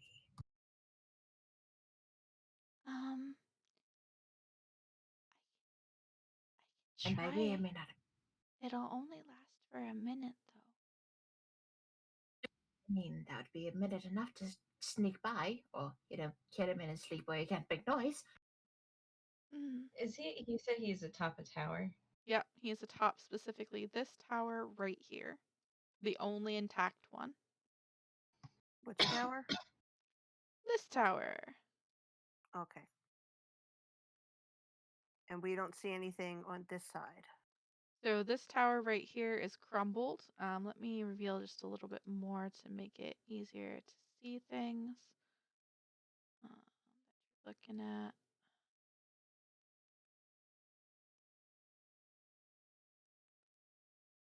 Also, completely unrelated, but I'm looking at spells and I realize I have the identify spell. I could have identified that stupid doll back in the camp. Is that a spell or a cantrip? Spell. But I it's don't know if you had another any spell slots left, did you? it's another ritual one. Oh, So okay. you could cast it as a ritual spell. It would take, I believe, 10 minutes per item, if I'm not mistaken, if you were doing it as a ritual spell. You okay? Sorry. Yeah. It's always worse at the end of the day and when I course. first wake up. Yep. But you're getting slightly better, I think. Much better. It's much better. So this is what you can see from where you're standing right now. Right here. Oh, hold on. Right here is the sundered doorway of what used to be the gatehouse. There's bits and pieces of it strewn all across here. Over here, you see what looks to be an open kind of wall, just like slightly peeking into the. God damn it! I said reveal, mother fricker. Oh. What was that? No. Yeah, No. it said no. All right. Sort of peeking into the interior courtyard. It's kind of like a hole in the wall filled with rubble. And you'd have to explore the other sides to see if there were any other entrances. The sentry is in the only intact tower, which is right here. Get out of view of that quickly. Might I recommend going around where the destroyed tower is, bearing that there's enough wall to hide us, to just get out of view of that guy. Right, that's fair. Yes, his torch light shouldn't reach all the way over here. He does. Don't orcs have dark vision? They do, we'll just have to be careful and stay low, I think. Okay. All right. So where are you guys moving to? I was thinking this way. Okay. You guys start to move that way. Let me reveal a bit more for us.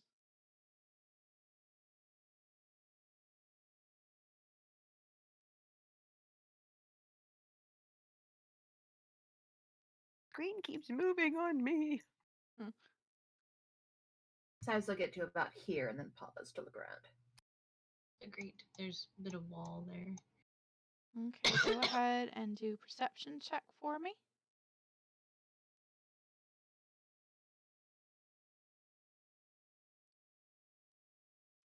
Oh, okay, so in this case, I rolled one too many. No, wait, no, I didn't. Okay, Size doesn't see shit. The Falcon sees a little bit. All right. Anybody else? Aaron Anybody else is trying? broken. Sorry? Can anyone hear me? Yes. Yeah, I can't pull up Rooney's character sheet. weird. I can open Wessel's. I can't open Rooney's. Let me see. Coming up for me pretty good. That's weird. Well, you're an NPC now. That's what it feels like. I don't Um, know what happened. All we did was switch which what? maps. But that shouldn't do anything to her. I literally can't open it. Okay. You want to try to refresh roll 20? Time Yeah. out. Have you gone into like the newspaper journal over there and tried to look at it from there? Is that where Yeah, you're that's the only way that I know how to look at it. Okay. All right, I'll wait for you to refresh before we continue. I've got to reveal some areas anyway. I'll be right back. Okay.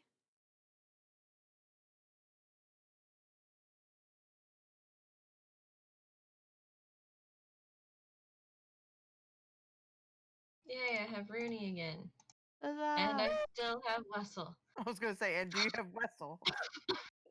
Woo! Alright. Yay. All right. So, Fives peers around the edge of the building and he squints and he can't see jack all anything because a bit of dust from the wall that he's next to tickles his nose, and while he holds in a sneeze, his eyes just water up real bad and it obscures his vision. Sives' hawk, however, takes a little circle about being an unobtrusive hawk and comes back to Sives to report that it sees orcs in the courtyard. And almost at the same time that it's reporting that, Wessel is puffing up to twice his size, and Rooney, you peering around Sives ever so slightly, also notice exactly what Wessel must be getting worked up about.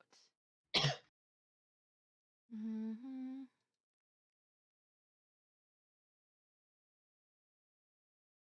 Size will go ahead and inform the rest of the party in a very quiet whisper, so it can be chained back to the back. That there are a few orcs in the courtyard, and we must speak very quietly because they can probably hear us if we speak too loud.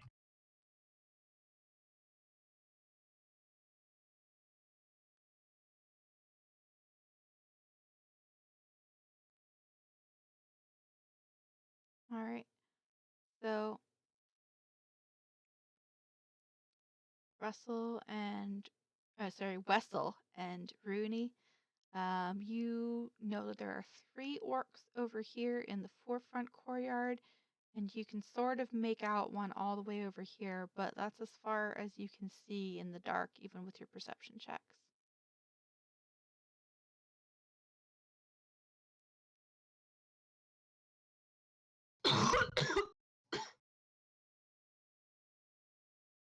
Teaming with orcs. we do?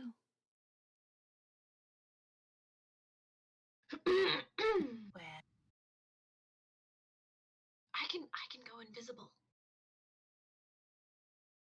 Okay. can you? Do you I do you want to try and find out where the guy is? I can certainly give it my best. Um, but if something goes wrong, then I don't know what to do to send you a message. You We could. Oh, sorry. probably hear it, right? Great. Well, hold on a second. Let me see something real quickly. One, two. You could make a distraction on the other side of the courtyard so we can make a move. I can. I can do that. I can absolutely do that. To crumble this place is, you could push something over and make noise, and then just sneak away before anybody sees. Also, Nyx says, I have a cantrip called Message, and you and I could whisper to each other that only we could hear each other, and it would work within 120 feet as long as you don't go like in the building. That's true.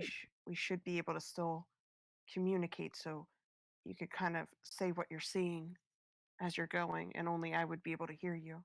Don't we have some rocks that can do that too? Yes, but I dare say that this would be no noise whatsoever. It's Nix has done this with me before. It's just you think. Aye. All right then. Okay. Well, I am going to fade away. Um, Mess, Nix, get your messages ready, I guess. Nyx kind of points at her, and there we go. There we go. There we go. I'm in your brain now. I only see one in the back, and I see 3 in the front. I think I'm going to Do you want sneak. me to try to make them fall asleep? The two over here?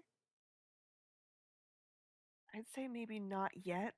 We can use that in case, we need if If something Rooney, goes yeah, if wrong, something goes wrong. then Donnabella's gonna nod and she's gonna ready her sleep spell just in case. right. Um, I'm going to go around the building to get as much information as I can. Get to the other side, or is that gonna block your messagey thingy? As long as you're within about 120 feet of me, and I know the message can kind of go around buildings. It can sometimes be blocked by the thick stone walls to go inside, but I should be able to message you as long as you stay within 120 feet and try to stay like outside of the buildings if you can. Okay. Quick question, Yeah. Rooney. How long does it say that your invisibility lasts? Until my next turn.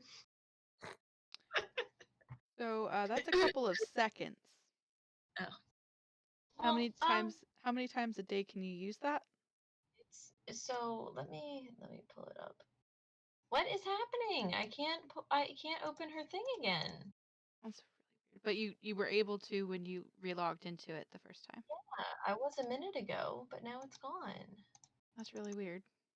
Oh, wait, hold on. What the heck is happening here? It got like tiny and kind of invisible. It was very strange. Anyway, I fixed it. Oh, okay. So you double click on it, Yeah, if you double click by your name, it kind of pops up. minimizes. Yeah. I do that with the others all the time, just so they're not in my way when I'm looking at stuff. So if you double click it, it pops up again. I have to bring it up on my app because it's not in my Roll20. Hold on, sorry.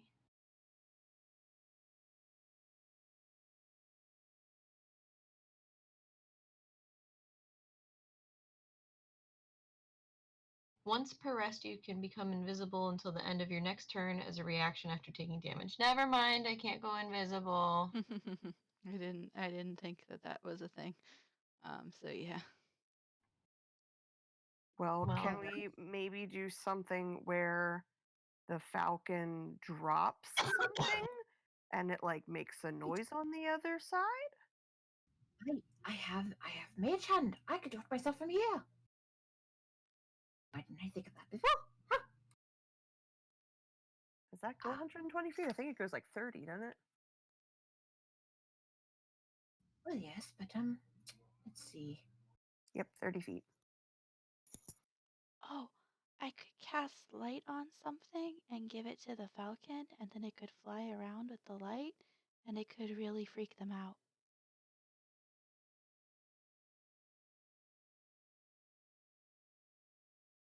Sorry, there's a lot of noise outside. I got concerned. um. What did you say? Donabella said she could cast light on something, and we could give it to the falcon, and they could fly around with some weird lighted up object. You know what? That's actually brilliant. All right. Let's see. What do we have?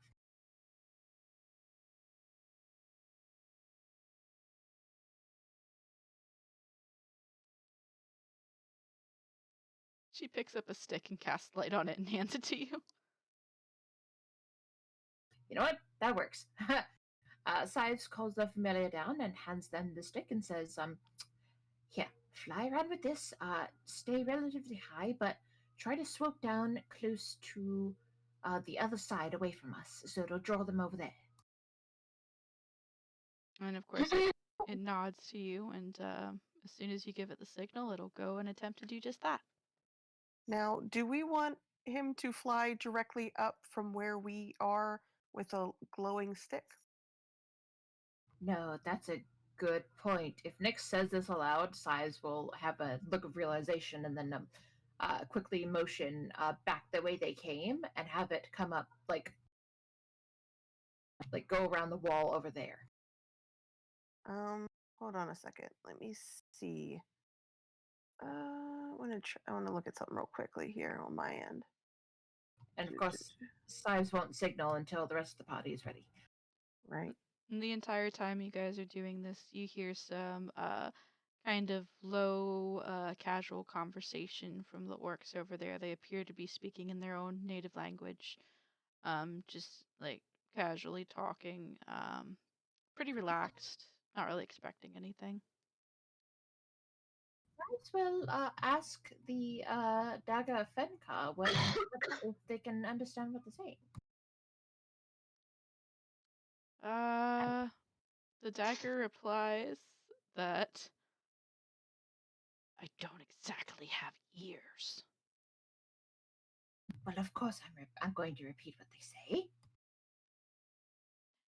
Go ahead and roll me the Hearing check. performance check. Roll me a performance check to see if you can pronounce the words correctly. Nope. The hell did you say about my mother? That she's a beautiful woman, but I used a different dialect. Sorry about that. Go back to sleep, Abby. All right. I was just checking to see if I had anything to kind of block the light. Now, if we wrapped it in like part of a blanket or something like that until it gets higher up, would it be able to like unsheath the stick or Yes, I would be able to instruct not the ogre, the hawk to do that. okay. And would that be able to kind of cover the light at least enough for it to go up in the air to Yes. okay. So Nyx gets out her blanket and kind of cuts off a piece of the blanket, wraps it or sort of around the stick so it blocks the light at least until the hawk gets up in the air and unwraps the stick. I mean, the familiar should be intelligent enough to know, Yeah. like what that's about. The hawk has normal Sives level intelligence. Well, that's what I cut the cloth Mhm. and gave it to the hawk. Then here you go. Yep. So you wrap the stick in the cloth, the glowing stick in the cloth, and everybody instructs the hawk to, once they get a distance away and up in the air, to get the cloth off of the glowing stick to reveal it to the orcs. And try very hard not to get hit by arrows. All right. And try to stay away from them. Okie dokie. Don't come back. Don't come back to where we are. Awesome. And Rooney, do me a favor and roll me a nature check with advantage really quick. Pity. Little did we know the stick was poison ivy, and we all touched it. Yeah, Oof. poison ivy. No. It just dawns on you, and you hadn't been thinking about this the entire time because your dungeon master sucks at life. But they said there's ogres here. At least one. Yes, that's correct. Yeah. And Rooney, do you know what ogres are? Are they giants? They're giants. They're giants? They're giants. I was wondering. I was like, why are you doing ogres? This was an ideal time to do a giant. And then Yes! I was like, I'll just stay quiet. They are a type of giant, yes. Um, So yeah, just as you think this, and the bird flies up in the air, unfurling its wings, sailing over the palisade, and right over top of the ruined shrine itself, revealing the light, you hear the shouts of several orcs and one very familiar booming roar. We're gonna end there for the night. Okay. There's a giant. I'm so excited. Rooney's like, there's a giant here. So Oh, yeah. excited. It's like the excited whispers, like when a child sees their child, like they see Santa in the mall for the first time. It's Santa. All right. So I hope you have enjoyed tonight's episode. It was a little bit more talky than usual, but it's better than being fried by lightning, I suppose. I'm glad to be not dead. Yay! Not dead in real life or in the game. Yes. If anyone came in towards the end of this, there is a PSA at the beginning that you should totally watch. Yeah, the PSA is don't leave ice on your windshield. Or you'll kill someone or almost kill someone. Don't You know how they decapitate our say- actors. You know how they say things like, if you die in the game, you die for real. It's kind of the opposite is really true. If you die for real, you don't survive in the game either. Yeah. If anybody yeah. from this game dies before we can complete the game, I will not be playing to the conclusion of the game because I can't do that. Would immediately shift into in memoriam. Yes. Anywho, So let's On try. that note, it has been a delight to speak with you all this evening. I hope you had fun, and I hope you're looking forward to the fun next week when we resume at our normal time, Fridays at 9 p.m. Yay! Okay, we love you. Good night.